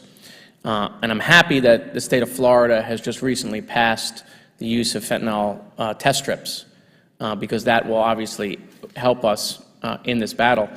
And I'd say to my friends across the aisle, very few that are here, but I would say to them that, listen, this is a bipartisan effort on going after fentanyl. We don't need to be convinced. We don't need to be educated. We know what's happening. We've seen the numbers. We know this is affecting kids across the country. But we've heard a lot about the cartel, Doctor, and the drug trafficking trade that's going on in Mexico. And so I want to ask you a question, Doctor. These cartels, these drug traffickers, in addition to the drugs that they're carrying, do you know what else they like to carry? It's not a trick question. Just yell it out when you know it. Guns. They like to carry guns, Dr. Gupta, right? That's what protects the cartel. That's what protects the drug trade. Do you know where they get their guns? Do you know where the cartel, the guys that they're talking about, get their guns? You know where they get their guns? From illicit, illegal purchases. That's right. And do you know where those illicit, illegal purchases are happening and where they're coming from?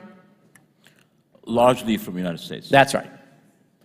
According to U.S. Custom and Border Control, 200,000 guns pour over the border every year from the U.S. to Mexico. These weapons are being used to contribute to organized crime. They're being used by the drug trade, the cartel, and 70% of all of the weapons the cartel is using are manufactured in the United States. The drug sales and the cartel and China, what they're doing is intentional. I agree with my colleagues across the aisle. I think what the cartel and China is doing is intentional. But so is what the gun manufacturers are doing. It's intentional. And so all of these guns manufactured here, pouring over the border, we, the United States, are arming the cartel. We, the United States, are allowing the cartel to protect the illicit drug trade by allowing guns manufactured here to pour over the border. My colleagues across the aisle are very concerned about things coming in, but they have no concern about weapons going out. And so Mexico has even filed lawsuits against the gun manufacturers. In fact, just 3 days ago, Mexico has asked a U.S. appeals court to reinstate the $10 billion lawsuit that they have against the gun manufacturers. And the lawsuit specifically states, and Mexico contends it's 500,000 guns pouring over the border every year. But in that lawsuit, Mexico says that the lawsuit against the cartels is specifically, the lawsuit that is against the drug manufacturers is specifically for facilitating the trafficking of weapons to the drug cartels, right? So right now, we have a foreign country suing the drug manufacturers, the gun manufacturers, saying that we are arming the cartel, our U.S. companies. And so what's even better than that is the gun manufacturers in this lawsuit are saying they have immunity. They have immunity in this lawsuit because my colleagues across the aisle have provided them immunity, that they can't be sued. Now, we're fighting over whether that applies to a foreign government. That's what the lawsuit really is about. But we're with you on a bipartisan basis to try to stop fentanyl from coming in. But can you be with us on a bipartisan basis that maybe the gun manufacturers shouldn't have immunity to sell guns, to make sure to have guns get in the hands of the cartel? I understand you're not with us on wanting to prevent that in this country, but maybe together we can do it to make sure that our guns are at least not going to the drug cartels, facilitating fentanyl from coming in. I mean, when are you guys going to wake up and realize that guns are a part of this equation? I yield back, Mr. Chairman.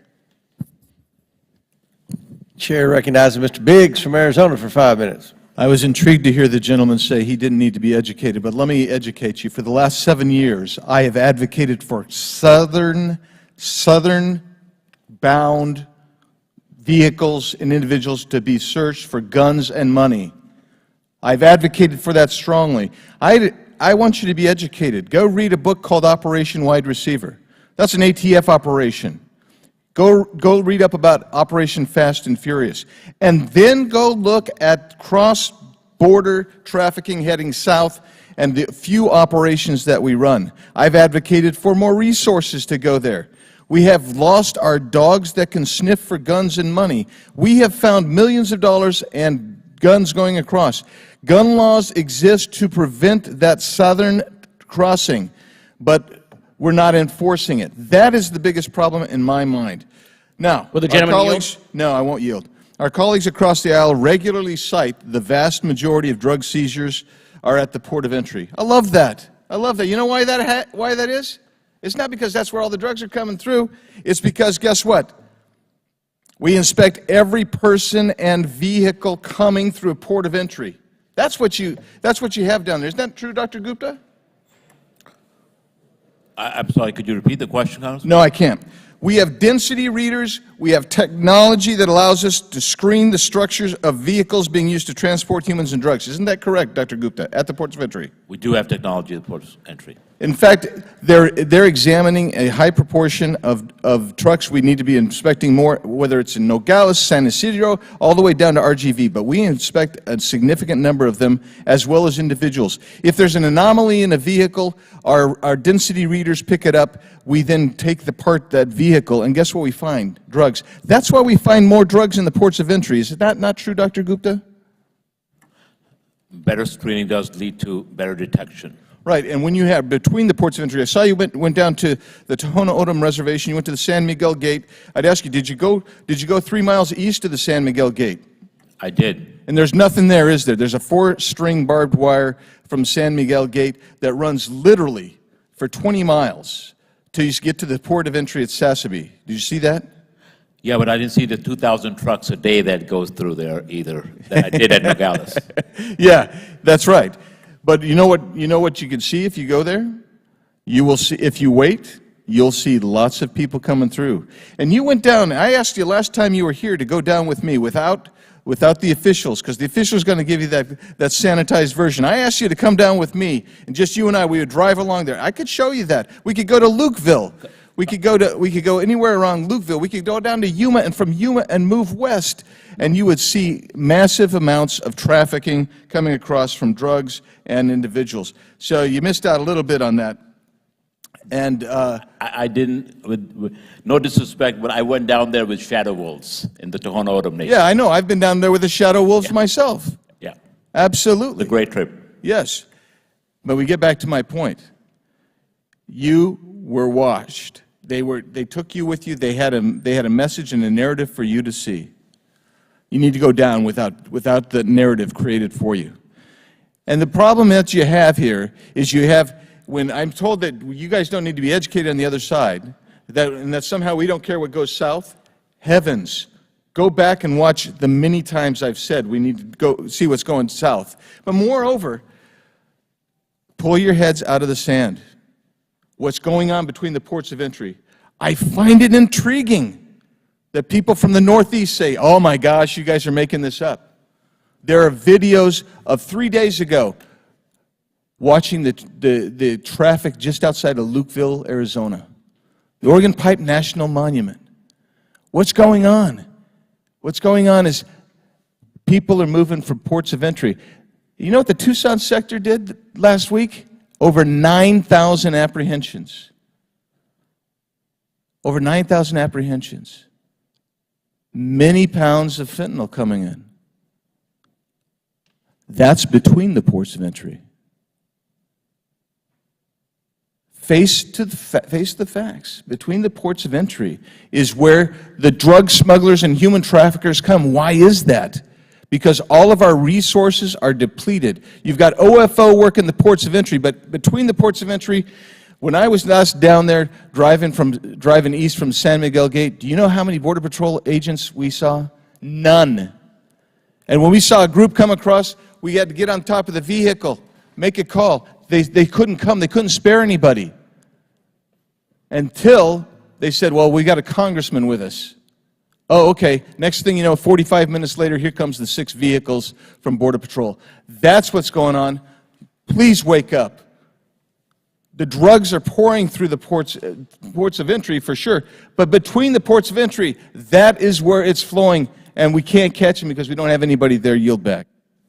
Chair recognizes Mr. Mafume from Maryland for 5 minutes. Mr. Chairman, thank you very much. I want to thank you and Ranking Member Raskin for calling us together for this hearing, and I want to thank Mr. Gupta for his appearance. Mr. Gupta, I've got a lot of respect for your work over the years. I've followed that work. It's quite creditable, and I can't speak for other members, but it's my plan and intention to vote for and to fully fund ONDCP. Dr. Gupta, you mentioned in your opening statement that the drug trafficking is a crime that must be prosecuted and that drug addiction is a disease that must be treated. It's an interesting intersection there, and I couldn't agree more and believe that this is a cornerstone of the Biden-Harris administration's approach to drug policy because it is evidence-based, it is common sense, and it is long overdue. I want to talk about both of those things. I've just been making so many notes. There's been so much said here today.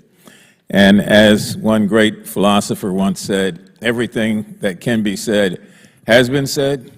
It's just that not everyone has said it. So bear with me while I be deliberately redundant.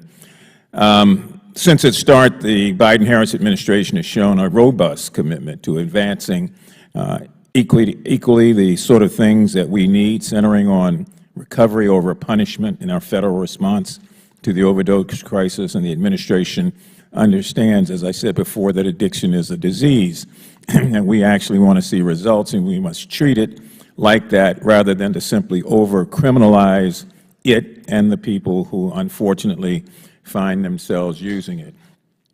There's a part of me that believes that art imitates life and sometimes vice versa, and I could not help but to think of the movie The Godfather and a point in time when we didn't have addictions in this country, that the greatest crime was to go make some moonshine, put a cap on it, and sell it as alcohol.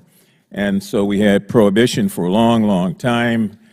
Prohibition was ended, and there's the scene in the movie where the 5 dons get together to decide how are they going to make money off of addiction, since they could not deal with selling moonshine anymore.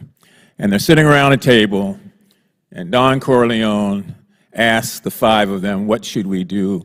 And they said, oh, we've got this great, great, great drug. It's addictive. It's called heroin. And we can spread that out. It will triple our sales. And Corleone thinks about it for a minute, and he says, no, no, no, that's bad. That's bad. We will not do that in our communities. Give it to the blacks. And in those days, the blacks meant the blacks and the browns. And so Latinos and African Americans in the greater New York area became the new marketplace. And the addiction in those communities, because the drug was given away free of charge at first to make sure there was addiction, that just grew and grew and grew. And so we fast forward from there and we look at what happened in the 40s, 50s, and 60s. Heroin was king. In the 70s and 80s, crack was king. In the 90s, we all talked about and were afraid of meth.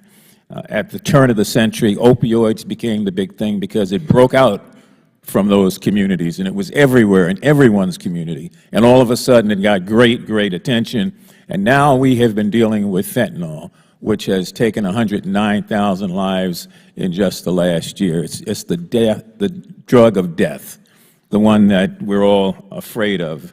But I suspect that it's going to take strong will to deal with this and a realization that it's not just guns or something else, it's cartels who ought to be gone after on an international level and gone after in the most severe way.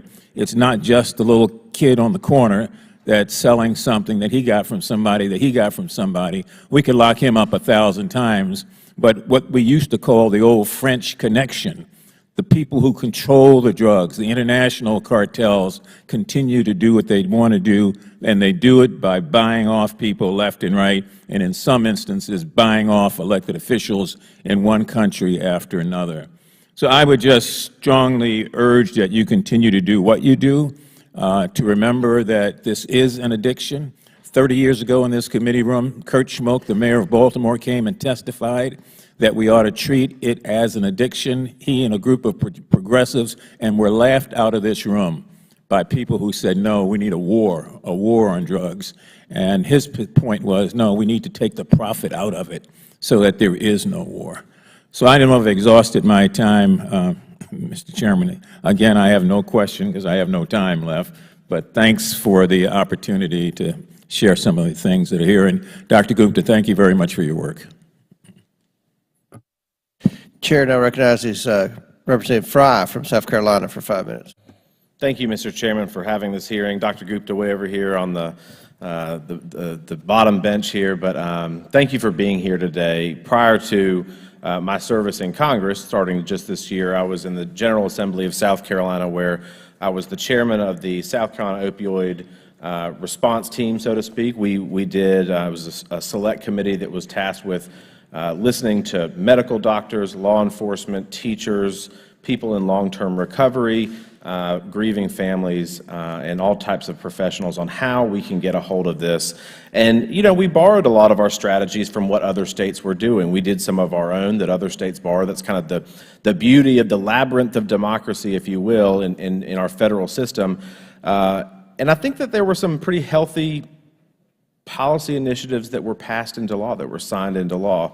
But unfortunately, we've seen those numbers continue to climb, with fentanyl coming into our country through ports of entry, through between the ports of entry, through really everywhere. I mean, for a while there, you could almost FedEx it in. So, you know, this is certainly important to me because I've talked with a lot of families. I think everybody here has. I've talked with families just last week.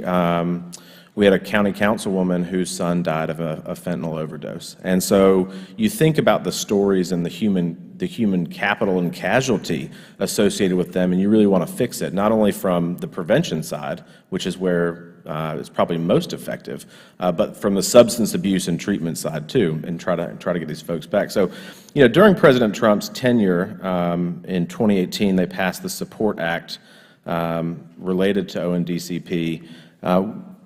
In your mind, what improvements were made because of that 2018 law being signed into law?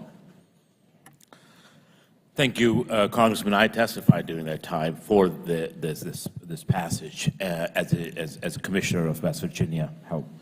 I think a lot of work has been done to hold our agency more accountable and transparent in terms of data, dashboards, and really having the plans to be able to get done the work of the American people, and coordinating the 19 drug budget control agencies with a drug budget control budget.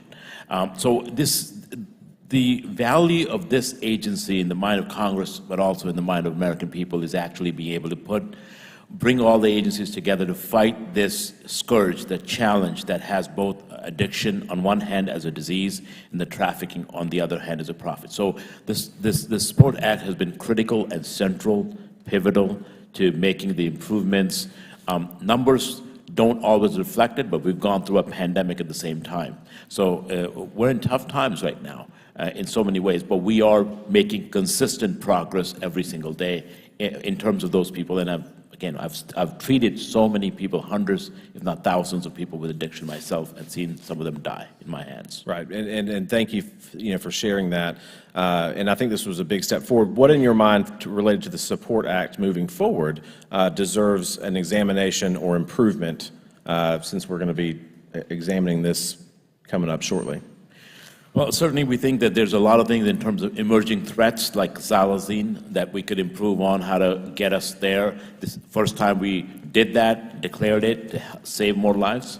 We could do better on that. The coordination, there's some aspect of having better use of taxpayer money and what positions are needed prescriptively or not in order to get the job done. And then there's obviously data and dashboard. I think we've had some questions today that the data could be very helpful if we were to keep that data with us to be able to answer those questions.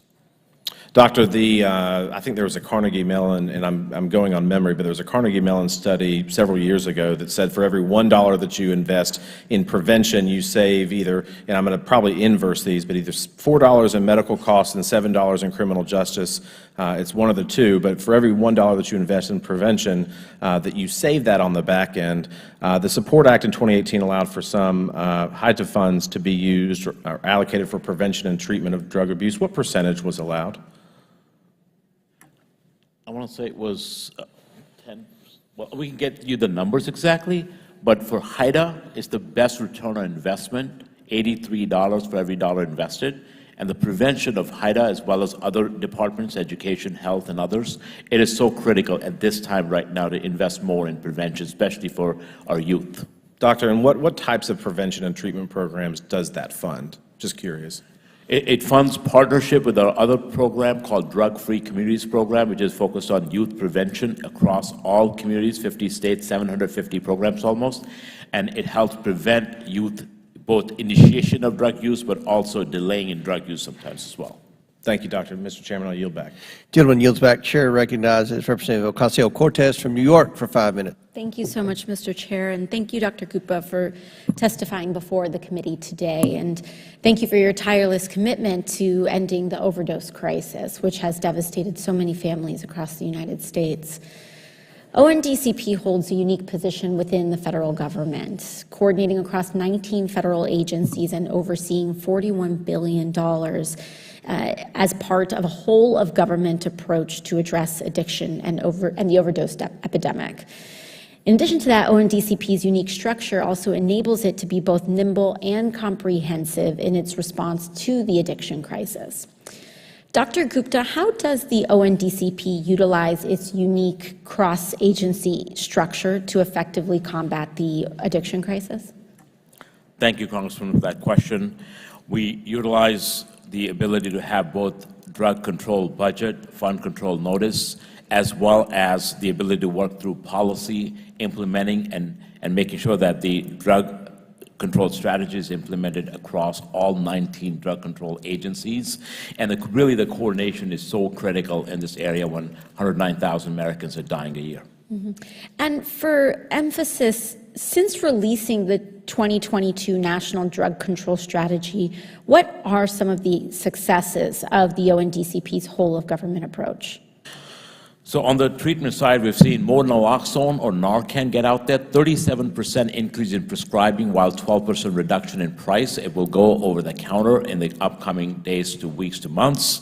We've seen expansion of treatment, making sure that telehealth provision happens, making sure that more removal of exfil with the support of Congress we've been able to do is to expand treatment providers from 129,000 to almost 2 million now. We've seen that more resources, $86 billion in this, $83 billion in this administration, 42% over the previous administration go into local communities. At the same time, we've seen having more seizures at the border, but understanding the problem doesn't begin or end at the border, working across the entire global supply chain as well. Fabulous. And are there any changes the committee should consider making through the ONDCP reauthorization process to improve the office's ability to coordinate drug control policy and action across the federal government? Thank you for that question, Councilwoman. I think it's important that as we move forward, that we allow more ability for getting better data, as well as being more proactive in emerging threat. The fact is today, not even 5 to 7 years ago, the threat we face with synthetic compounds, not just in the United States, but across the globe, we're going to have to be more nimble, but more proactive. And those aspects will allow us to do that, to remove less of the bureaucracy, more of the actionable parts that have more return on the taxpayer dollars. Okay. And just to put a finer point on what you just shared, when you talk about getting better data, what does that look like? What are the levels of data that you all seek in order for us to make sure that we properly address that? Well, thank you, Congressman, for that question. The fact is that over 20 years today, with this crisis, 100,000 people dying, we still don't have real-time data of overdose and non-fatal overdoses. We know for every fatal overdose, there are 14 potential non-fatal overdoses. We do this with heart attacks, we do this with strokes, we do this with so many of the diseases. It's important to have that data so we can get people the help that they need sooner than wait for them to die. And so it's my understanding that currently you all do not have, and consequently we, do not have real-time data on overdoses happening in the United States, including non-fatal overdoses. Wow. Okay. With that, I yield back to the chair. Thank you very much. My friend yield. Absolutely. First, I thank my friend. Just clarify, Dr. Gupta, because you were asked about, well, why aren't we pressing China? And I don't think your answer fully responded. I want to give you the opportunity. Surely we are pressing China. Surely, for example, it's on every agenda when a senior U.S. official like the Secretary of State goes to visit China. Would you comment? Thank you, Congressman. It is. This is one of the most important topics for our conversation with the People's Republic of China, with the government. Every time that our ambassador is talking to the Chinese, this comes up. Secretary of State's visit. This is a high priority item for the President and for this administration to hold China accountable for the precursor shipments. But we're also at the same time not waiting on China to act. We're taking actions proactively, not only sanction them, create a global coalition, and work with our partners like Mexico and others to make sure that we're holding them accountable. Thank you. Time's expired. Chair now recognizes Mr. LaTurner from Kansas for 5 minutes. Thank you, Mr. Chairman. Thank you, Dr. Gupta, for being here today. The ONDCP has been on the front lines of our nation's battle against drug addiction and has had a far-reaching impact on public health and safety in our communities. I'd like to commend you, Dr. Gupta, as well as all the dedicated men and women at your agency for their hard work. Today, I want to talk about fentanyl. Over the past few years, Kansas has seen a staggering 73% spike in fentanyl overdoses, one of the highest increases in America. It's hard to find a community in my district that hasn't been impacted by this epidemic. 2 milligrams of fentanyl, a lethal dose for most people, is cheaper than a can of pop and is killing more young Americans than car crashes, suicides, and COVID-19 combined. Major drug trafficking routes along I-35 and I-70 corridors make my home state of Kansas ground zero for the fentanyl crisis. Over 1,200 Kansans have already died from fentanyl poisoning, and when I talk to local law enforcement, it's clear that this crisis is only getting worse by the day. In addition to securing the southern border, I believe proper education and awareness in our schools, homes, and communities can be the difference between life and death. We need to educate parents and teens on the reality we are facing, that a lethal dose of fentanyl in a Percocet pill or another illegal street drug is often just one wrong Snapchat message away. I have seen this tragic sequence of events play out far too many times in my district. The ONDCP must do its part and take serious action to help ensure communities across Kansas are educated on the dangers of one of the deadliest drugs our nation has ever seen. Dr. Gupta, the DEA has recently reported, and I quote, a sharp increase in the trafficking of fentanyl mixed with xylazine. Can you explain what xylazine does when mixed with fentanyl? Thank you, Congressman, for that question. Xylazine, or mixed with fentanyl, or it's known as trank dope on the streets, basically enhances the duration, the high of the use of fentanyl. So people have to use fentanyl less often. It is an animal tranquilizer that was never and has never been approved for human consumption. So it is a terrible drug. It causes flesh wounds and leads to amputations like I, as my 25 years of career as physician, have never seen. And it has its own addictive capacity and capability, which makes the response, both overdose as well as treatment, much worse. Are there any notable domestic sources of xylazine? Where's it coming from? It's predominantly coming from Chinese manufacturers being shipped directly into U.S. or into Mexico and trafficked. There's some that is being diverted in other places as well, but at this point, it is mostly being mixed in on the streets or coming mixed in from the cartels. Can you please briefly elaborate upon the high-intensity drug trafficking areas, what it does and what your role is in administering it? So one of the two grant programs that Congress intended for and our office runs is called the HIDA program, or High Intensity Drug Trafficking Program. They're located in all 50 states, especially where there are high drug trafficking areas, that work as a fusion center, more or less, for intel sharing and other programs that bring the local, state, federal law enforcement officials together and really process and work on cases.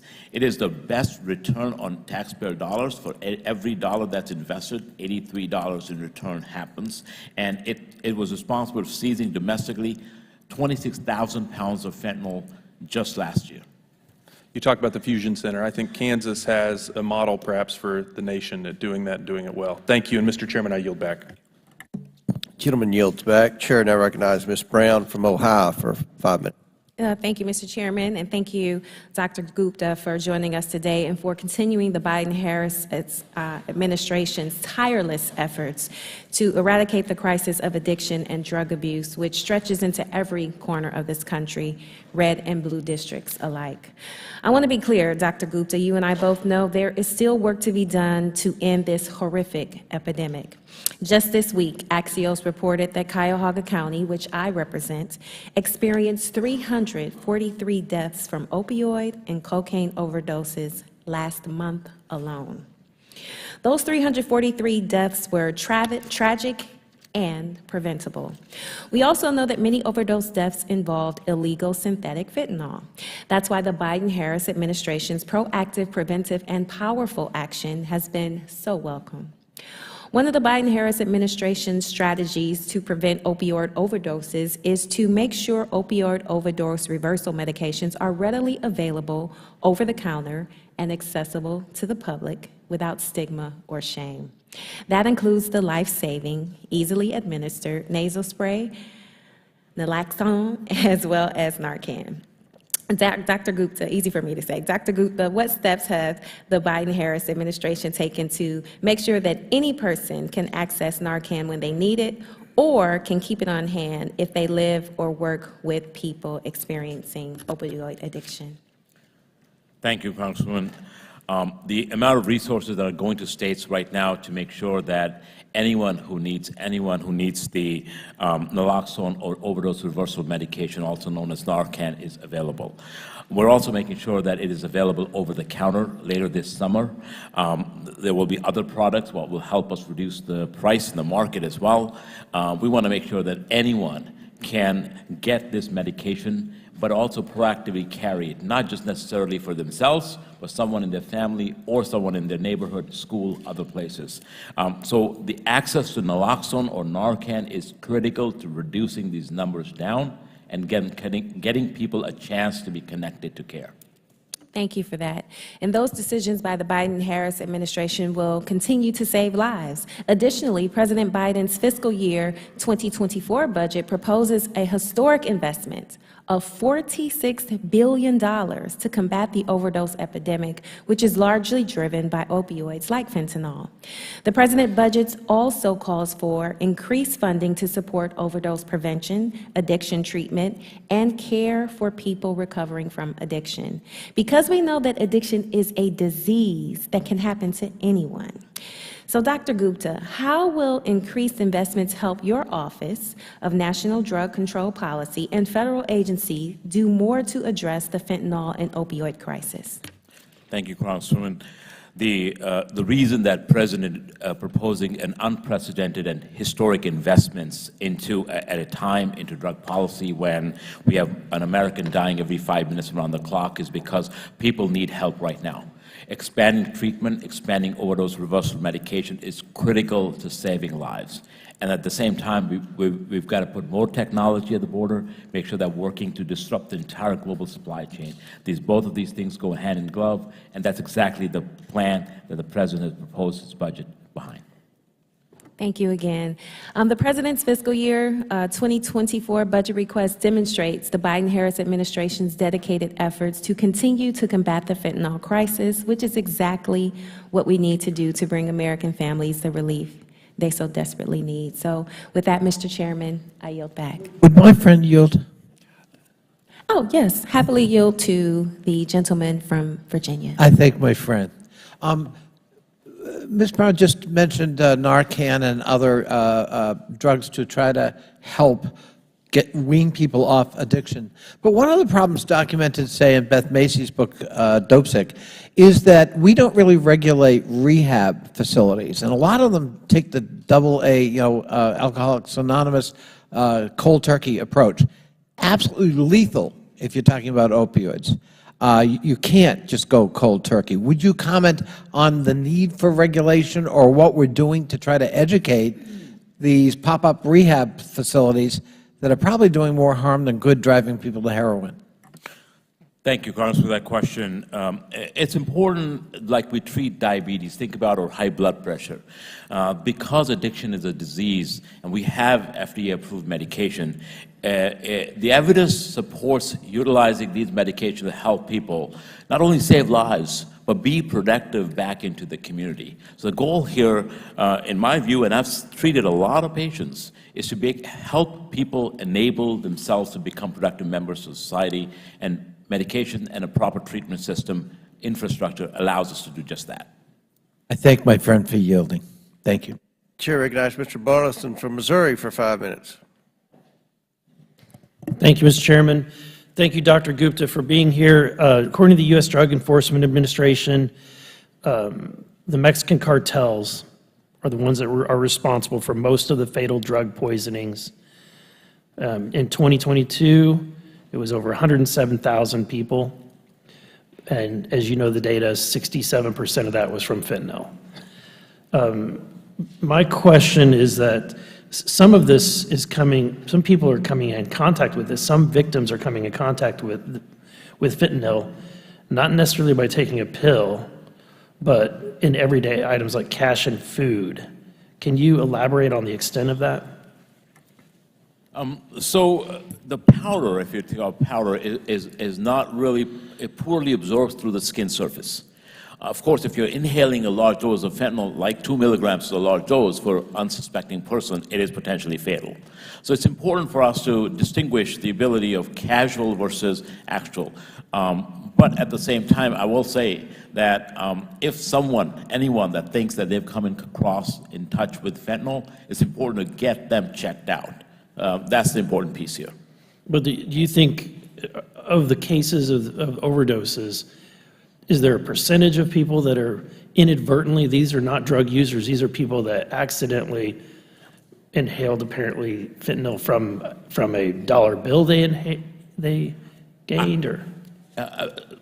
Thank you, Congressman. If we look at the number of people who die, of the 100,000, and 70% of roughly, or 80% of them are being fentanyl, what we find is that either they are still accidental oftentimes because they've taken a pill that they think is Xanax or Adderall or others. Those are the majority of people. The majority, okay. Okay, so, and we now know that the Chinese have for a long time been supplying the precursors for fentanyl, but they're not supplying fentanyl itself. Is that correct? They're not. It's come down to literally zero after 2019 May. That we had success with the Chinese to stop fentanyl production, but then started the precursor production. So there is an ability for the United States to put pressure on China to curb some of this. And we're doing exactly that, Congressman. Okay, so with that, just can you elaborate what your office is doing to work with China on not just on the supply of the precursors for fentanyl? Every meeting, literally, that have senior high officials that we have with U.S. officials with China, we're bringing this up to them to demonstrate why this is so important to us. We're also making sure that every one of those companies that we find to be illegitimately supplying precursors, we're working to sanction them.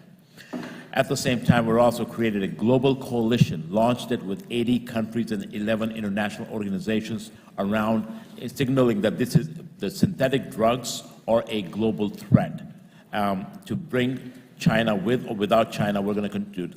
And then at United Nations, we have gotten more substances controlled than ever before with U.S. leadership to make sure that China understands that. And we still have other tools that we will, again, work with. So speaking of other tools, in the subcommittee that we had in April, we learned that the Chinese money launderers have taken over the money laundering operations for the Mexican drug cartels. How has this been impacted, or how has China's strict capital flight laws motivated Chinese individuals to aid in laundering money for the cartels? We definitely feel some of the laws, overall policies, are supporting the creation of these these illegal and criminal networks that allow both underground Chinese banking, cash, as well as other financial institutions that are being created outside of the United States to launder money. And so what role, if you will, what role do the money launderers play? I guess they're called brokers. These are Chinese brokers. So President Biden executed an EO 14059, I believe it was, to go after beyond the Kingpin Act, the enablers of the drug trade. That includes brokers, accountants, real estate agents, lawyers of these traffickers. So what we are doing is we're going after all of those individuals. Everyone in the chain. Everyone in the chain, because it turns out sometimes it is these brokers, these accountants that are more important than just the lowest hanging fruit. Are there any apps or software that they're utilizing that we could pull some of that data for that we're not able to get today? FBI has a program called J-Code, the Joint Criminal Opioid Darknet Enforcement Program, and HSI has another program as well. We're working with those, but we have a briefing, classified briefing on Monday. We would love to have you to talk more about this as well. I look forward to that. Thank you. My time has expired. Chair now recognizes Mr. Conley from Virginia for 5 minutes. Thank you, Mr. Chairman. Mr. Gupta, Dr. Gupta, I didn't hear you answer the question about are you or have you issued guidelines and/or regulations to those entities that are purporting to help opioid or fentanyl-addicted individuals try to recover? Because, as I understand it, it's a pretty unregulated market. I think if we're talking about the treatment sites of this... Are you issuing guidance to those people? Does the federal government say, hey, this is not AA, you can't go cold turkey, you got to allow Narcan or other drugs that step down, and by the way, you're going to have to allow that for a long period of time because this is a different kind of addiction? Thank you, Congressman, for that question. Our grants that go out, especially federal grants through Health and Human Services, do require some of these things that you're mentioning. Require, if they take federal money? Correct. Okay. All right. I just want to clear up a couple of things that were said earlier or hinted at earlier in this hearing, and hopefully quick answers. But The source of fentanyl in the United States comes through illegal border crossings in Mexico. Is that correct? The majority of the fentanyl is coming through the ports of entry. So it's not on the backs of people trying to cross into the United States illegally. I can speak to them. Over 90% or almost 90% are coming through the ports of entry. The use of consumption of illegal substances like fentanyl is primarily an immigrant problem. It started there, and it really is characterized by that population in the United States apparently consuming drugs inordinately. Is that correct? Congressman, of course, the fact is exemplified that 109,000 Americans are dying every year, that it pervades through all communities, all geographies, all socioeconomic status. But it's not factually correct, or is it, that it's primarily immigrants in that population? Not factually correct. Not fact. For example, I represent one of the wealthiest communities in the United States. We have addiction problems, and we have addiction overdose in Fairfax County, Virginia. Is that not correct? That is correct. I'm a resident of your community. And those are not necessarily immigrant individuals or communities. There was also a suggestion, and if we could put up, your office claims these successes.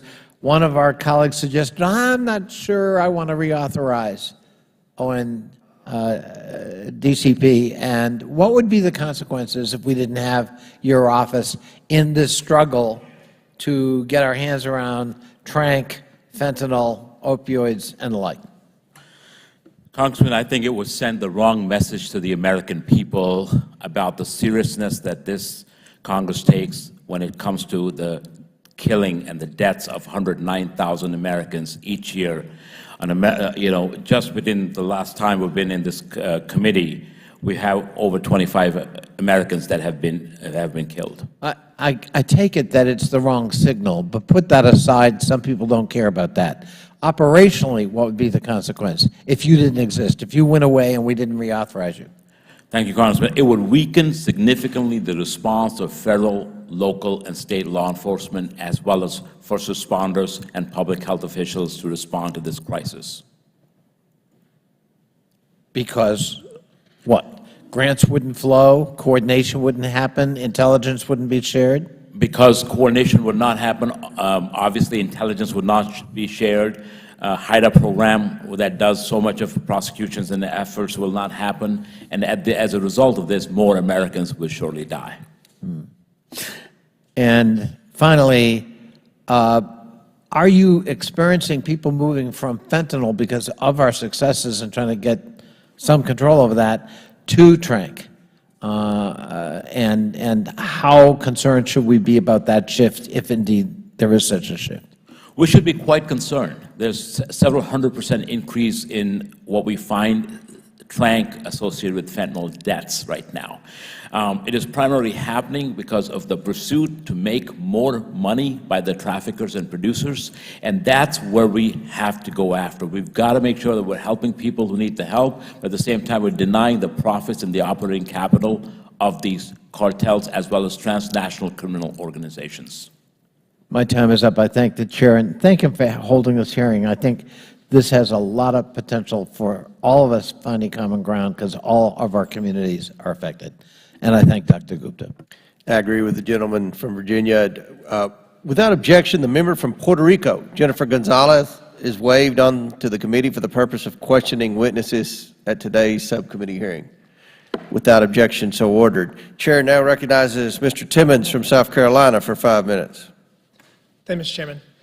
Dr. Gupta, thank you for being here today. I was a prosecutor for 4 years in South Carolina, and one thing that my worst cases had in common was drug use. Most of the people that irreparably harmed themselves, someone else, killed someone, did so while under the influence of a wide variety of drugs, sometimes many drugs. And, I think historically this country has been dealing with drugs. We've tried to use the stick, and that might have been a little bit too harsh. We've tried to use the carrot. I don't think that's going very well either. So I would argue that we might need to have a more balanced approach to holding people accountable that are perpetuating drugs and profiting off of drug-addicted individuals, and also help people that do in fact need help. Drug addiction is real, and we have tools in our toolbox to help address that. Would you say that that's a fair assessment of the history? We used too much of a stick in the 70s and the 80s, and now we might be a little bit too nice? Thank you, Congressman, for the question. I would say it this way. When we were doing what we were doing 50 years ago, we didn't know any better. I never questioned the intent of what we were doing. It was we didn't know any better. Today we know addiction is a disease and it has to be treated. We also know trafficking is a crime and it has to be prosecuted. But you would agree that when somebody overdoses and goes to the hospital multiple times, that the first time you give them some education, maybe some resources. The second time, maybe involuntary commitment and do inpatient and try to help them help themselves. We don't really do that. We have recidivism as it relates to drug abuse, and we're now, well, real quick, just tell me about these harm reduction efforts, and how do you justify some of those efforts relative to helping people? Because I don't think giving people needles helps them. I think giving them inpatient rehab and helping to get them clean and giving them resources helps them. So thank you, Congressman. As you mentioned, this person is suffering from a disease at the time, not often able to know what is needed. Helping them with overdose reversal so they can stay alive, because we cannot treat dead people, and I say this as a doctor. Getting them the ability to check their drugs to see if they have fentanyl, they can make a decision not to use it after that, is important and smart. Making sure the spread of chronic diseases doesn't happen, infectious diseases, and here's why it works. When I ran and saw the quick response teams in West Virginia, they would go back to someone and knock on their door for next day after that, after they overdosed, and we've got 30% people or more into treatment eventually, but just talking to them. And this is the kind of policy we need to be thinking in. How do we approach people, help them get into treatment? And sometimes as a law enforcement and a social worker going together to knock on the door and say, hey, what do you need? Sure, I appreciate that, but it seems that a lot of our cities across the country are not really holding people accountable. We're not enforcing the criminal code. I'll give you a great example. You walk down the street in Georgetown with a beer or a glass of wine, you're going to get an open container ticket. But if you want to go smoke marijuana at Wisconsin and knock it out. I mean, marijuana is federally illegal. And the fact that we have this nebulous enforcement mechanism where in South Carolina you go to jail if you are smoking in the military, you get kicked out. I mean, we're failing. We're failing at creating a structure through which our society can thrive, and it's causing problems. What are your thoughts on that? Thank you, Congressman. I can limit it to just marijuana. This is exactly why the President last fall took these actions. A, to make sure that people in the federal system who are for simple possession of marijuana are pardoned, because it's about their life beyond that, challenging the governors to do the same, and then asking the Attorney General and the HHS Secretary to work through to look at what the current evidence is around scheduling in an independent way. It's a very complicated issue, and I would argue that the federal government has lost the ability to enforce the law because it has refused to enforce the law for so long. And the fact that we have not addressed it in some meaningful way creates a lot of problems. I'm a JAG officer, captain in the South Carolina Air National Guard, and we regularly remove people from the military for smoking marijuana. And you can't walk a block in D.C. without smelling somebody smoking it. So, I mean, we need to get our policies in line with carrots and sticks and need to have nuances to achieve our objective. With that, Mr. Chairman, I'm out of time. I yield back. Gentleman yields back. Chair recognizes Mr. Goldman from North Carolina, or from New York, for 5 minutes. Thank you, Mr. Chairman, and thank you, Dr. Gupta, for being here. Quick first question. Is it the policy of the ONDCP and the Biden administration to assist the Mexican cartels to traffic fentanyl into the United States? Absolutely not. So you try to stop fentanyl from coming into the United States, right? Correct. And in fact, we have seen some statistics recently that my colleagues on the other side of the aisle have touted that there has been more success by this administration in seizing fentanyl coming into the United States. Is that right? Yes, Congressman.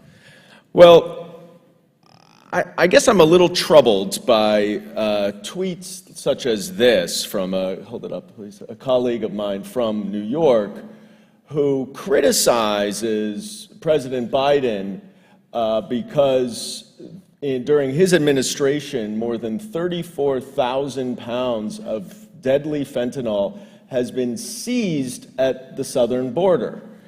That means that it did not come into our communities, right?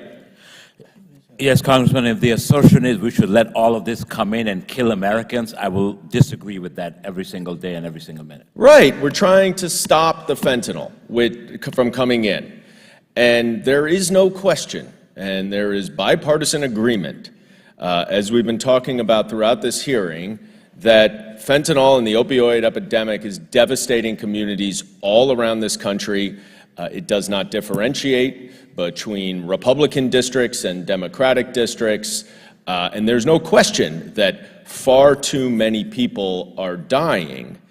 But it just really surprises me when my colleagues on the other side of the aisle try to criticize this information for successfully seizing some of that fentanyl coming across the aisle, coming across the border, rather. And I go back to what my distinguished colleague from Arizona, Mr. Biggs, had said earlier, that he supports trying to curtail the exportation of American-manufactured weapons of war to the Mexican cartels. There's been a lot of talk on the other side of the aisle that the Mexican cartels fully control the fentanyl trade, and of course they only are able to do that because of their possession of weapons of war. So I do hope they will come around as well to support bipartisan legislation to eliminate immunity for American gun manufacturers who are knowingly exporting guns. I didn't hear him say that. I would like to turn my focus a little bit to the work that we are doing with foreign partners to address the issues of the fentanyl trafficking coming across the border. There's been some talk of China and India and some of the component parts of certainly of fentanyl and synthetic drugs being provided by them. Is the administration and your office finding that you're running into obstacles and roadblocks from the Chinese government or even the Indian government in assisting you in your efforts to stop the fentanyl trade? Thank you, Congressman. When we look at foreign nations, we look at the willingness and the capacity to take action to prevent diversion of these chemicals, precursor chemicals. With India, we're finding more willingness and a lot of capacity. PRC has the capacity, but has demonstrated absolutely no willingness to cooperate. So in many respects, they are tacitly facilitating this devastating drug trade. Is that accurate? Well, certainly they're not engaged, and they don't seem to be interested in becoming a global leader on this issue. And what, from your vantage point, has the United States done, has this administration done, and should do in the future to combat the control and power of the Mexican drug cartels? I think it's important to have a strong and stable partner on the south of our border. Part of that involves working closely with their law enforcement and military counterparts, working with the president and his security cabinet. Those are the things that we're doing right now. As you know, I've noticed that El Chapo's son has been captured. We have Quintero, another drug cartel leader, captured. We have the killer of Kiki Camarena 40 years ago, a DEA agent, captured. So we are getting more successes, but it's because of the partnership, the support that we're providing. But it is important to also hold the government of Mexico accountable for the actions of cartels and other producers within Mexico as well. Well, I'm out of time. I appreciate you being here and your testimony, and thank the chairman for holding this hearing, and I yield back. Chair now recognizes Ms. Boebert from Colorado for 5 minutes. Thank you, Mr. Chairman. Dr. Gupta, nationwide, over 100,000 people have lost their lives from drug overdoses. We've heard a lot about that today. 1,799 of those deaths were Coloradans. Now, your office works with 19 federal agencies and oversees $41 billion with a goal of addressing overdoses and addictions, correct? Yes, Congressman. Your office is also responsible for implementing the Biden-Harris National Drug Control Strategy that was released over a year ago, correct? That is correct. Dr. Gupta, a key component of the Biden-Harris plan is to go after those who smuggle drugs into our borders, correct? That is correct. Why has this administration rolled back immigration policies that have a proven track record to secure the southern border, such as Title 42 or Remain in Mexico? Thank you, Congressman, for that question. Of course, I would defer all the questions to Homeland Security on the immigration piece. I can tell you on the drugs piece, we have more seizures today than we have had at any time. Do you believe that's because more is coming over than at any other time? I think we have better technology. I think we have more committed men and women in uniform. Fentanyl is currently the #1 cause of death for adults 18 to 45. This is still getting into our country and still killing Americans throughout our nation. So would you agree that more fentanyl is coming across and that's why the seizures have increased? I think what I would say is this. It is important to seize every piece of fentanyl that comes across our border, but at the same time, it doesn't begin or end at the border. It is important for us to look at the supply chain globally, as well as the profits that the traffickers are making off of it, as well as producers. Dr. Gupta, you've noted that a significant amount of fentanyl comes through the ports of entry at the southwest border, correct? Yes, Congressman. You are aware that the Biden administration's parole program through the CBP One app, correct? I'm not involved with that program. Are you aware of the program? Just publicly, whatever I hear on the news. Do you know how many inadmissible aliens were encountered at the ports of entry at the southwest border in fiscal year 2020? I would have to defer those to Homeland Security. Well, I just happen to have that answer. In fiscal year 2020, OFO encountered a little over 57,000 inadmissible aliens at the ports of entry. Do you know how many were encountered in fiscal year 2022? What do you mean? Up from 57,000 to over 172,000. Do you know how many have been encountered so far in fiscal year 2023? I would still defer you to Homeland Security. So in fiscal year 2020, we had 57,000 inadmissible aliens at the ports of entry. 2022, over 172,000. And in fiscal year 2023, it's over 276,000. Now, is it fair to say that the OFO officers are much busier under Biden CBP One app parole program? Once again, Congresswoman, I would, make sure that I would just defer all those questions because I'm not engaged in the immigration policy of the United States. Well, I would recommend that you possibly have a discussion with OFO, if you haven't already, on how that increased flow affects officers' ability to interdict fentanyl at the ports. Would you agree?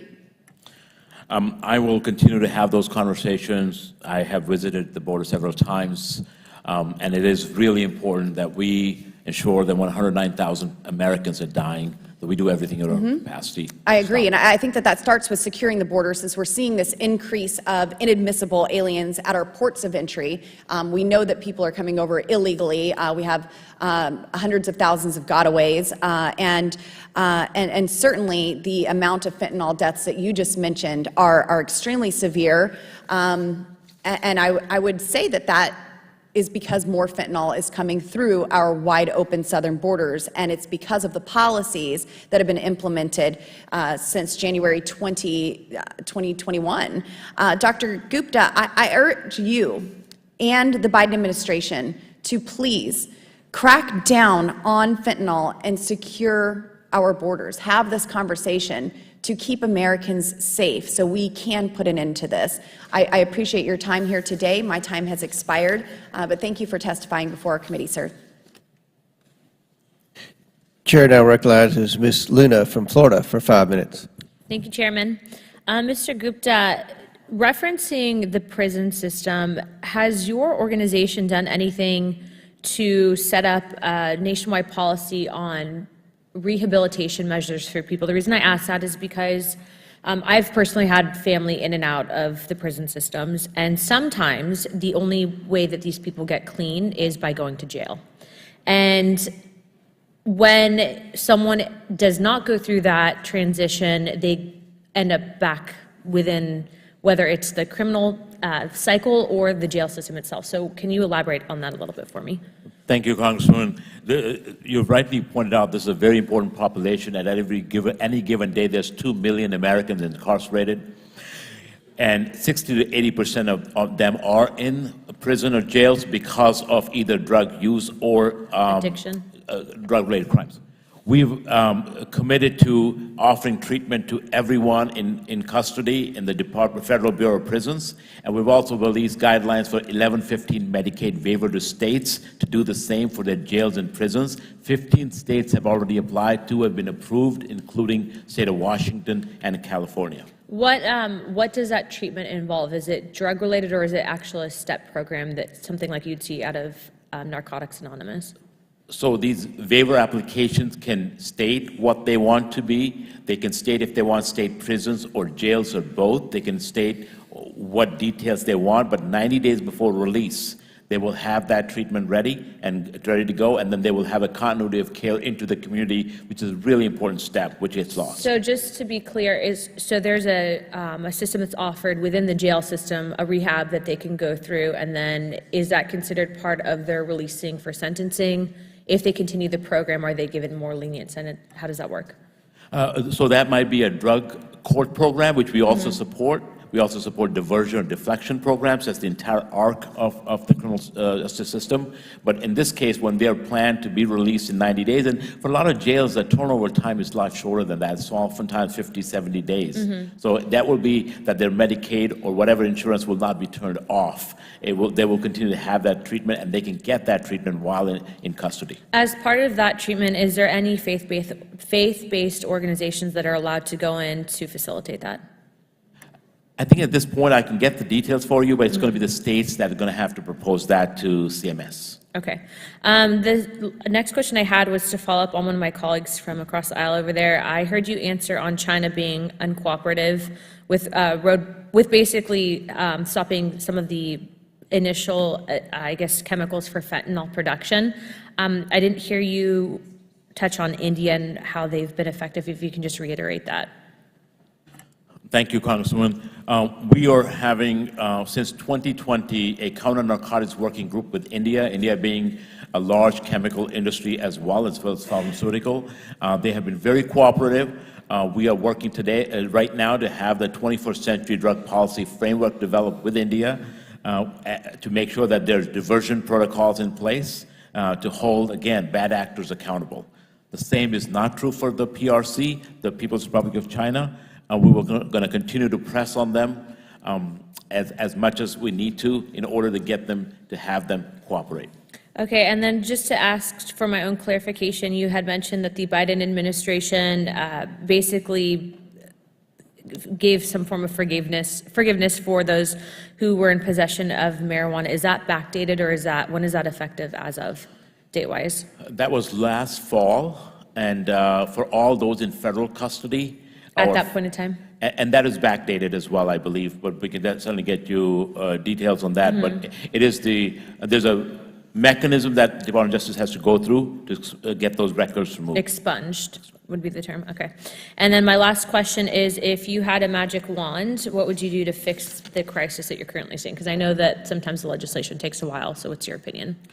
Congresswoman, that's an excellent question. Two things I would say. One, attack the entire global supply chain with focus on money, follow the money.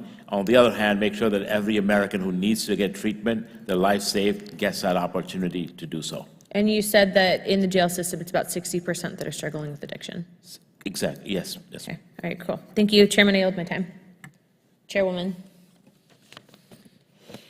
Thank you. The chair now recognizes the gentleman from Texas, Mr. Sessions.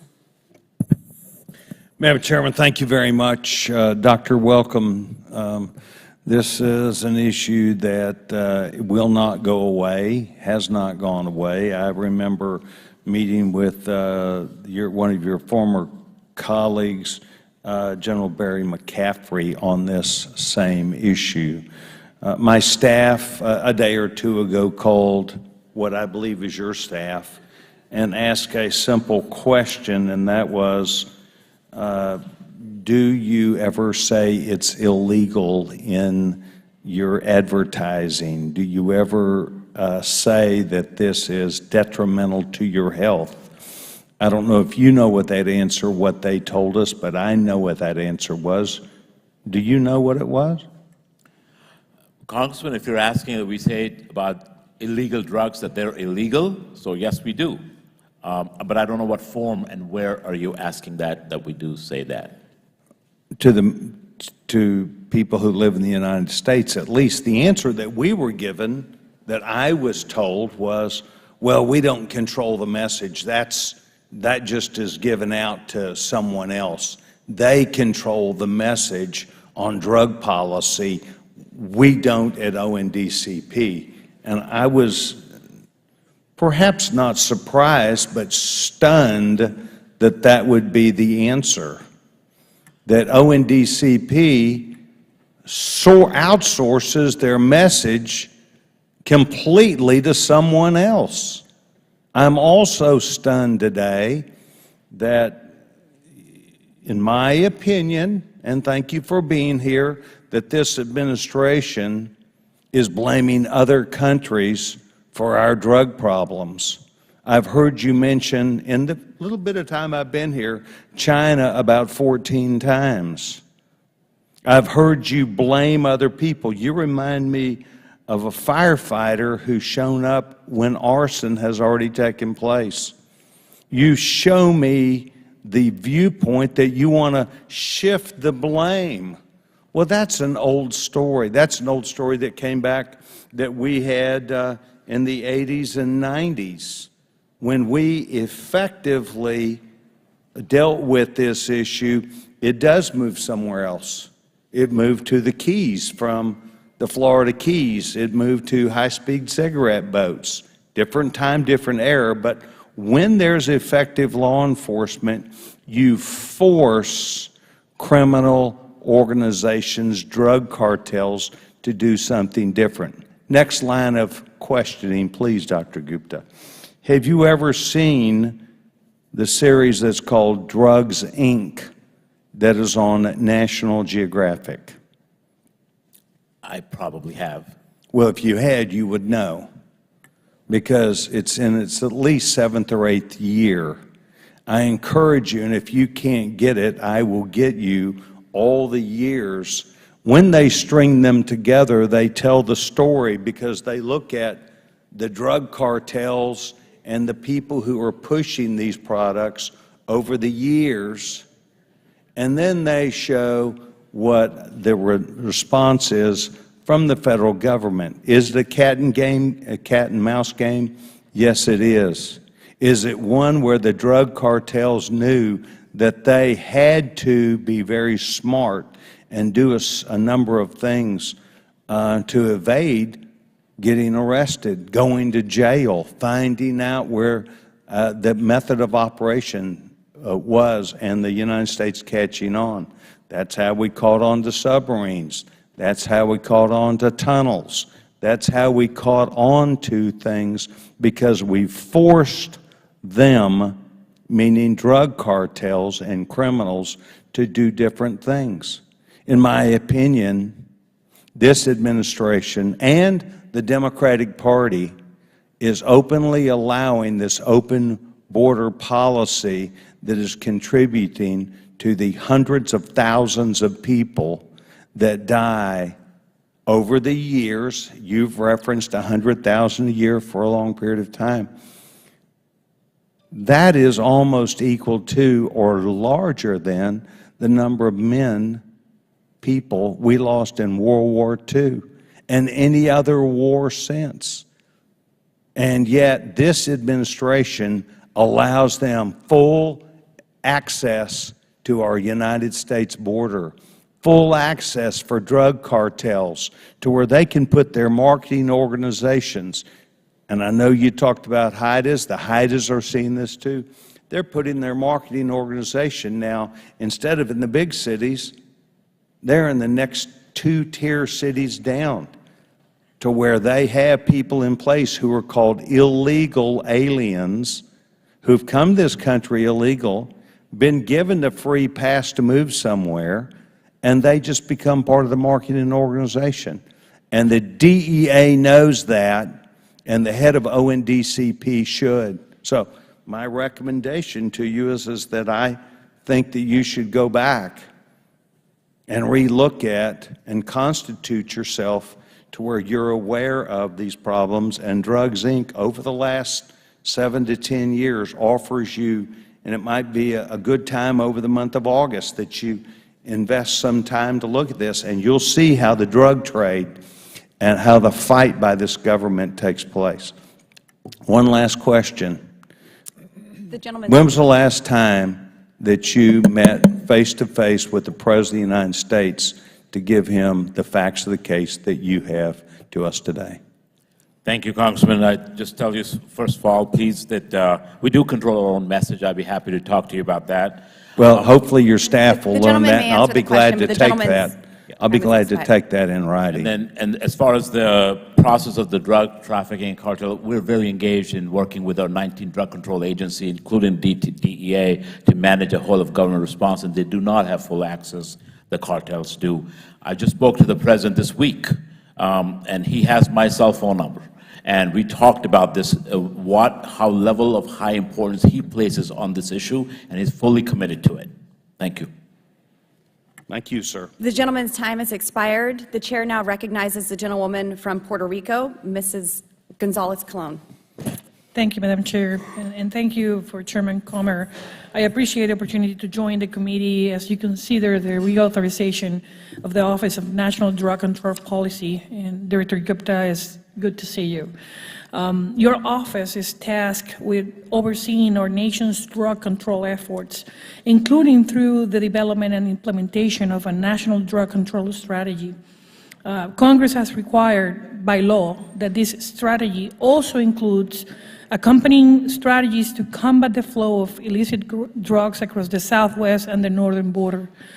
Through appropriations report language, we have also required the inclusion of a strategy to combat the flow of illicit drugs coming through our maritime border in the Caribbean.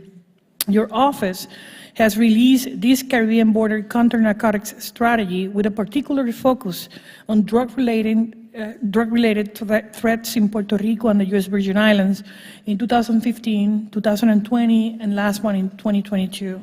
However, unlike the existing statutory requirement for the southwest border and the northern border counter-narcotics strategy, your office is not statutorily required to develop this third strategy despite the real threats we face from drug trafficking organizations in the Caribbean. And that's the reason I have introduced H.R. 920, the Caribbean Border Counter-Narcotics Strategy Act, which is a bipartisan and bicameral legislation to codify the requirement for ONDCP to include a Caribbean border counter-narcotics strategy in the National Drug Control Strategy. Just as Congress has previously codified the requirement to include the southwest border and the northern border counter-narcotics strategy.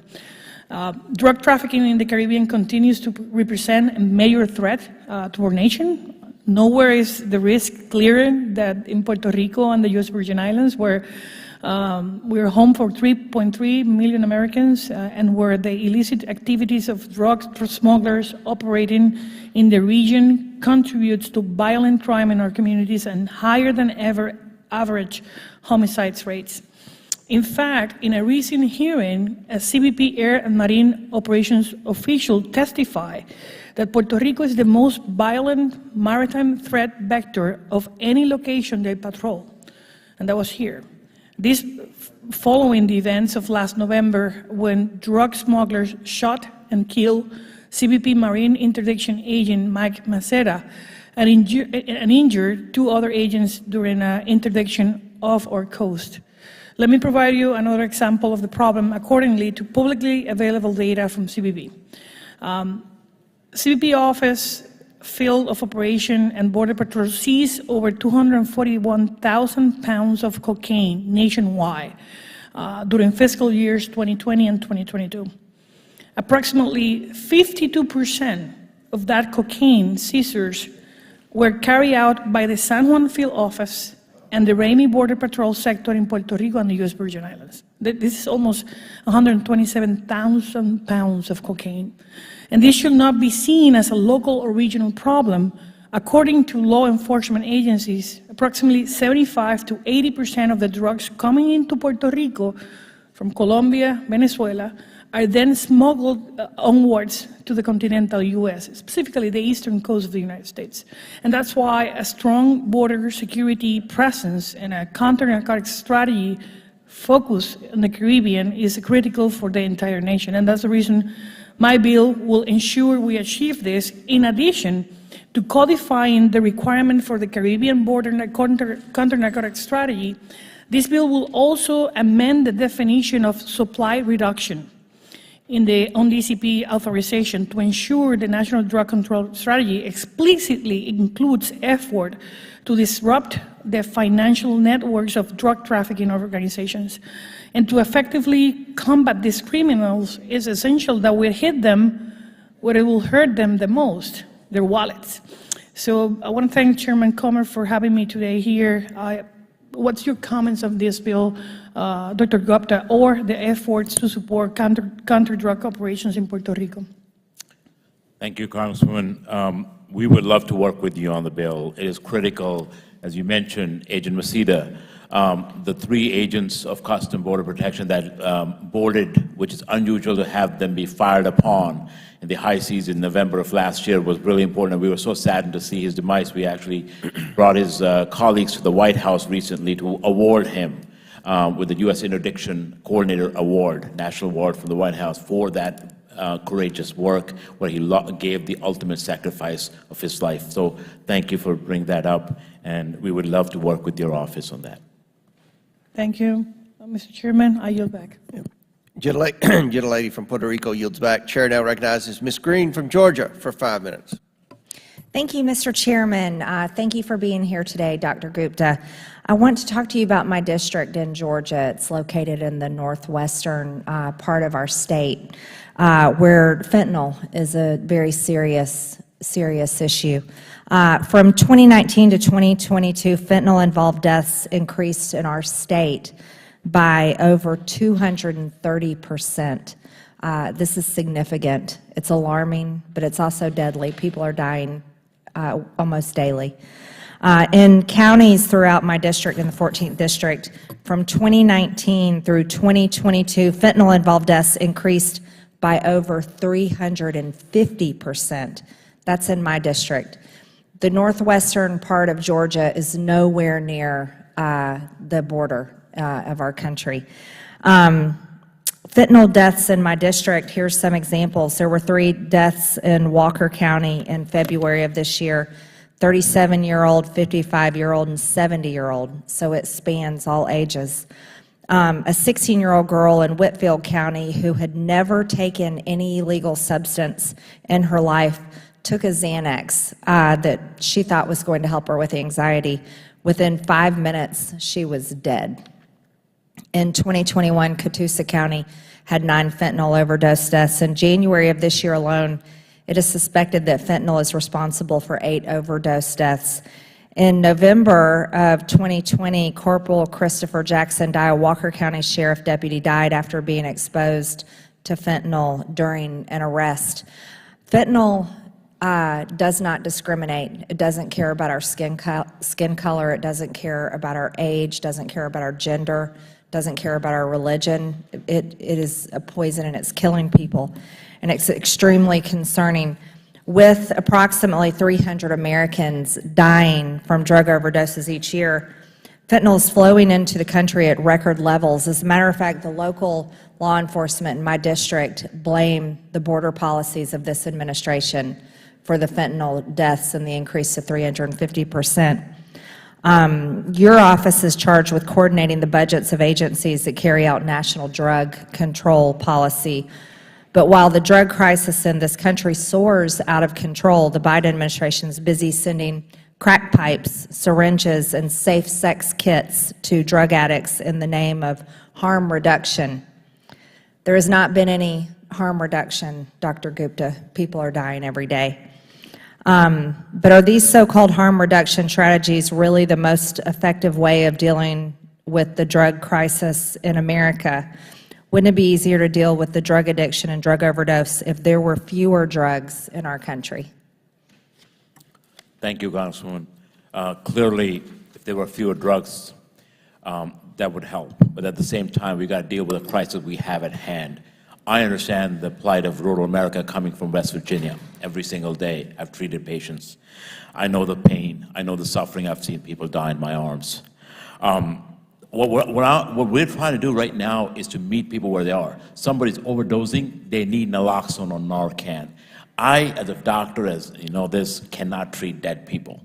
So first thing we've got to do is keep people alive. We also have to get them into treatment and go after the bad guys and their trafficking profits. And this is the reason that the President is committed to making sure we have technology at the border that detect every bit of fentanyl that's coming through. That's a commitment and top priority of the President. But Dr. Gupta, if I may, this administration and Democrats proved to us they believe in walls because they erected one around the Capitol when they felt threatened after January 6th. A wall at the southern border would stop drugs from flowing in. That is a fact. Walls work. We know they work. We lock our doors and windows at night inside when we go inside our homes. We protect our children with locked doors and walls. They work. A wall would be the best way to stop drugs from coming in and reduce the amount of drugs. I think that would be the wisest way to go, don't you? Congressman, thank you. I went down there several times. The last time I saw gapes in the border barrier system. But the Biden administration has stopped construction. There's gaping holes, there's broken fences, there's portions that don't work because the Biden administration has stopped construction and stopped funding. There's 68 that have been already fixed, and there's 62 more on the way to be fixed. We still have tunnels to deal with. We have drones to deal with. So I think what we can do coming together on this is to build the best barrier protections possible. That includes those barriers. Yes, thank you, Dr. Gupta. I agree. One last question, because our time is short. I read in the news the Biden admin is funding crack pipe distribution to advance racial equality. Is that a practice that you believe? I'm not sure how crack pipes advance racial equality. As a matter of fact, I'll go ahead and state for the record, I believe we're all equal, and I think crack pipes are probably leading to furthering the drug problem, not helping it. I can commit to you that no federal funding is going to what you've mentioned, but I will say that naloxone, ability for people to check for fentanyl in their drug supply so they can not take it, and syringe services programs are critical and they're life-saving, and that's why we're doing those. Thank you, Dr. Gupta. I yield back, Mr. Chairman. Gentlelady yields back. Now ask my questions for 5 minutes. Director Gupta, when we recently met in my office, discussed the issue of fentanyl overdose deaths, you spoke about your mission and sense of urgency. Would you agree that illicit fentanyl is one of the most urgent crises facing our nation, especially considering that a majority of the overdose deaths in the United States are happening due to fentanyl? Yes, Mr. Chairman, and that's exactly the way we're approaching this. You're familiar with the supply chains of illicit fentanyl entering the U.S. markets, correct? You mentioned that. Yeah. Do you concur with DEA's assessment that virtually all the deadly fentanyl found in the United States is mass-produced by transnational criminal organizations operating in Mexico using China-sourced precursor chemicals and then trafficked across the border? It's being smuggled in both at ports of entry and in between ports of entry. So can you describe for me and for my constituents in Kentucky who will be watching this clip, what efforts Office of National Drug Control Policy has directed to increase the ability of law enforcement personnel at the border to identify and seize as much of the fentanyl as possible? Thank you, Mr. Chairman. We have significantly increased the ability of law enforcement to be able to do that. We have some of the highest numbers of law enforcement officials, including Customs and Border Protection, on the border to make sure, and we are investing in technology that is known to detect fentanyl when we have so much traffic back and forth, understanding we want to be able to detect every vehicle that we need to detect with fentanyl. We also, in President's proposed budget, is $500 million. It includes $300 million for technology to be able to do just that. So we've heard that the historic levels of illegal border crossings in the last few years has had an impact on the ability of Customs and Border Protection personnel with respect to the fentanyl crisis by diverting manpower and resources, and in some cases even temporarily shutting down interior checkpoints operated by U.S. Border Patrol that frequently encounter narcotics loads that made it past Customs and Border Patrol at the ports. So what has Office of National Drug Control Policy been doing to coordinate with border and immigration officials to ensure that they're able to respond to narcotics smuggling across the border? Thank you, Mr. Chairman. We're proposing and providing them more resources than ever before. We're making sure that they have what they need to protect, safeguard when we talk about drugs coming in. They tell us they don't have what they need. When we talk to them and there aren't any of their superiors around, they tell us they don't have what they need.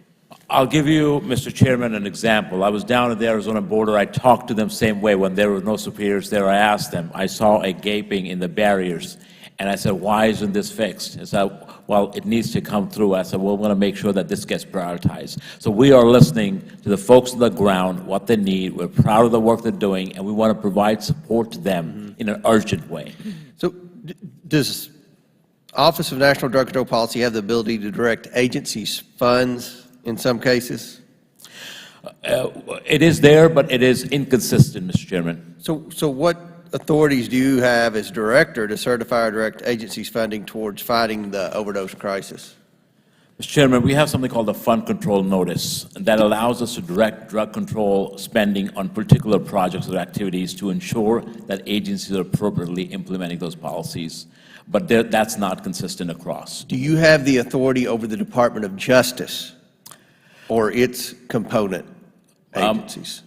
I think that one, based on a almost 30-year-old appropriations piece, we do not have that. That's a problem. That's not your fault. So that would include the DEA or DEA, the Drug Enforcement Agency, or Drug Enforcement Administration, correct? You don't have authority over DEA. We have inconsistent authority across the 19 drug budget control agencies, of course. So how has that affected your ability to respond to the opioid crisis? Well, I'll give you an example. During the Bush administration, ONDCP frequently issued this fund control notice to each of the agencies, restricting a portion of their available budget authority until they submitted a financial plan for the director for approval. That ability exists for most agencies, but doesn't exist for every agency. So my last question, I assume you would agree that criminal prosecutions of individuals involved in the illicit fentanyl trade are important at disrupting the supply chains, correct? Yes. Don't you think it would be a better use of the Department of Justice's prosecutorial efforts instead of retaliating against whistleblowers or investigating parents at school board meetings to coordinate with you and go after the individuals who are poisoning the American people? Mr. Chairman, we work very closely with the Department of Justice and other 18 federal drug control agencies. I can tell you they're very fully committed to going after both sanctioning and after prosecution of the cartel members and their enablers. Well, we could debate that all day long, but again, I appreciate you being here, and that concludes our questioning portion. I'm going to now yield to Ranking Member Raskins for closing remarks he would like to give. Mr. Chairman, thank you for a very good hearing today. I want to start by introducing for the record a letter from the United States Conference of Mayors expressing their strong support for reauthorization of the Office of National Drug Control Policy. Without objections ordered. Thank you, Mr. Chairman. The fentanyl and opioid crisis is a nightmare for America, for our communities, and for our families. Every member of this committee has lost young constituents in this public health and public safety catastrophe, and we hope and we pray that we will never have to call another family in our districts to send our sympathy and our love. In Maryland, last year, there were more than 2,500 overdoses in the state total, more than 2,000 of them coming from fentanyl alone.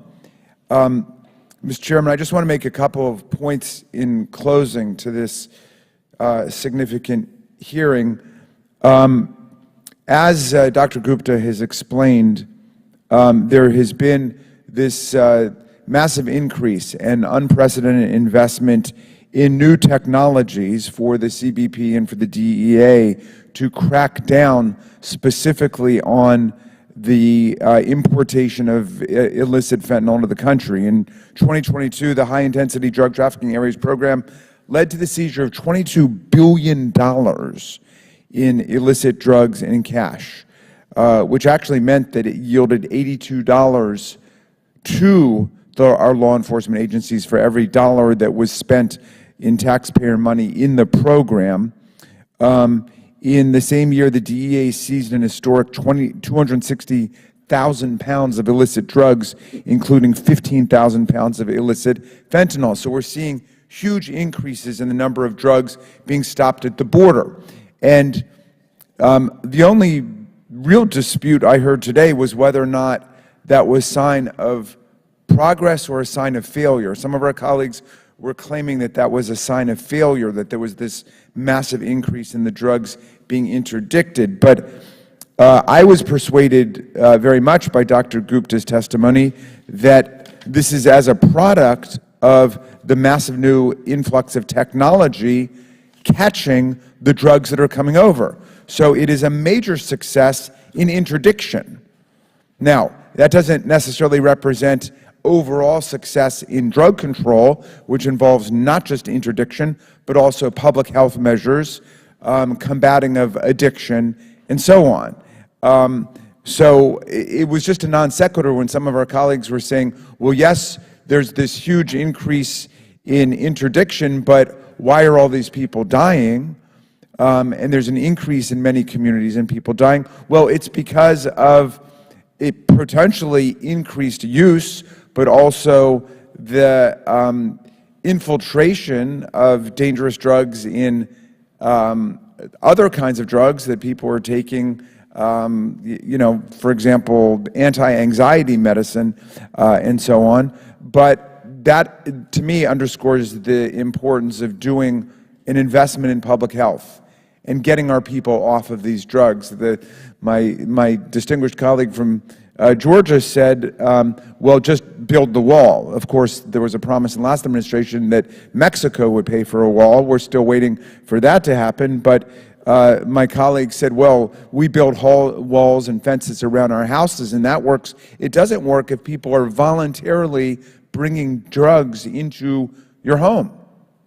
And we cannot deny the demand side of this equation. I salute the administration's work on reducing the supply coming in with all of these great new technologies. But as long as the demand is there, we're going to have a very serious problem in America. So we need to address the demand side as well. And I am happy to know, Dr. Gupta, that you are equally invested in reducing the supply and the demand. Now, the other point I wanted to make, Mr. Chairman, that came up today, and I think most recently from our distinguished colleague from Texas, Mr. Sessions, where he said, well, it's easy enough to blame China, but what's the role we're playing in contributing to this? And I appreciated his saying we don't want to just blame everything on China and then just go home. On the other hand, it's very important. I agreed with Mr. Edwards from North Carolina saying we should be doing whatever we can do to try to get China to crack down on the supply of these chemicals to the Mexican narco traffickers, the drug traffickers in Mexico, even if they're legal. He was saying, even if these are legal chemicals, it's important to crack down if they know what it's going to be used for. And the exact same point applies to the trafficking of firearms from America to buyers who know they are going to be dealing to the Mexican fentanyl dealers. And when the gun dealers in America and the gun manufacturers in America understand precisely where those guns are going. At least 70% of the firearms that are being used by the fentanyl traffickers in Mexico come from the United States. And some estimates are as high as 90% are coming from the United States. And so the recipe seems to be for these drug traffickers and gun traffickers is guns down from the U.S. to Mexico, drugs back from Mexico into the U.S. Those are the two sides of the coin. And so, Mr. Chairman, I think we've got to address the problem that it is American gun dealers and manufacturers who are supplying Mexican fentanyl and opioid dealers with the guns that they need to operate with impunity in complete lawlessness in Mexico. And they're responsible for the deaths of tens of thousands of people in Mexico and upwards of 100,000 disappeared people in Mexico. So if we're going to take the problem seriously, let's take our own investment in the problem seriously, as Mr. Sessions was saying, because it is American guns that are making it possible for Mexican drug traffickers to operate in such a lawless way. But I'm pleased that we're making bipartisan progress on this. I'm pleased at the interdiction efforts that are taking place. We need to accelerate our investment in the public health measures to get our people off of these deadly drugs and to see dramatic reductions in the number of people who are overdosing in our country. With that, I thank you for your leadership on this, Mr. Chairman, and I yield back to you. Gentleman yields back. I now recognize myself for a closing statement. Again, I would like to thank you, Director Gupta, for appearing before the committee today. Fighting this crisis is an urgent battle, and it's essential that we conduct rigorous oversight over the government's efforts to stem the tide of drug overdose deaths. The drug overdose crisis is one of the most urgent issues our nation faces. And as Director Gupta informed us, emerging threats like xylazine continue to make this situation even more dire. I agree with how Director Gupta framed this issue as not just an issue of public health, but a national security crisis as well. Getting the border crisis under control is an essential component of this issue, but I agree with my Democratic colleagues that the border is only part of the story. We know that foreign bad actors like the Chinese Communist Party are taking actions to hurt our nation through the fentanyl trade. We know that because China is the source country for the precursor chemicals that making fentanyl in secret labs in Mexico. We know that China is involved in illicit financing and money laundering operations, and we know that the Chinese Communist Party refuses to cooperate with our efforts to reduce the illicit supply of these deadly narcotics.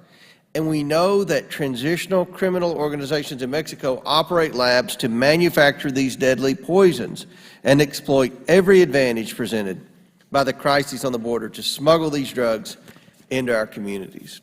So I look forward to continue working with Director Gupta's office as we look toward reauthorization of the Office of National Drug Control Policy and continue to fine-tune efforts to begin to get this crisis under control. With that and without objection, members will have 5 legislative days in which to submit additional materials for the record or questions for the witness. The committee stands adjourned.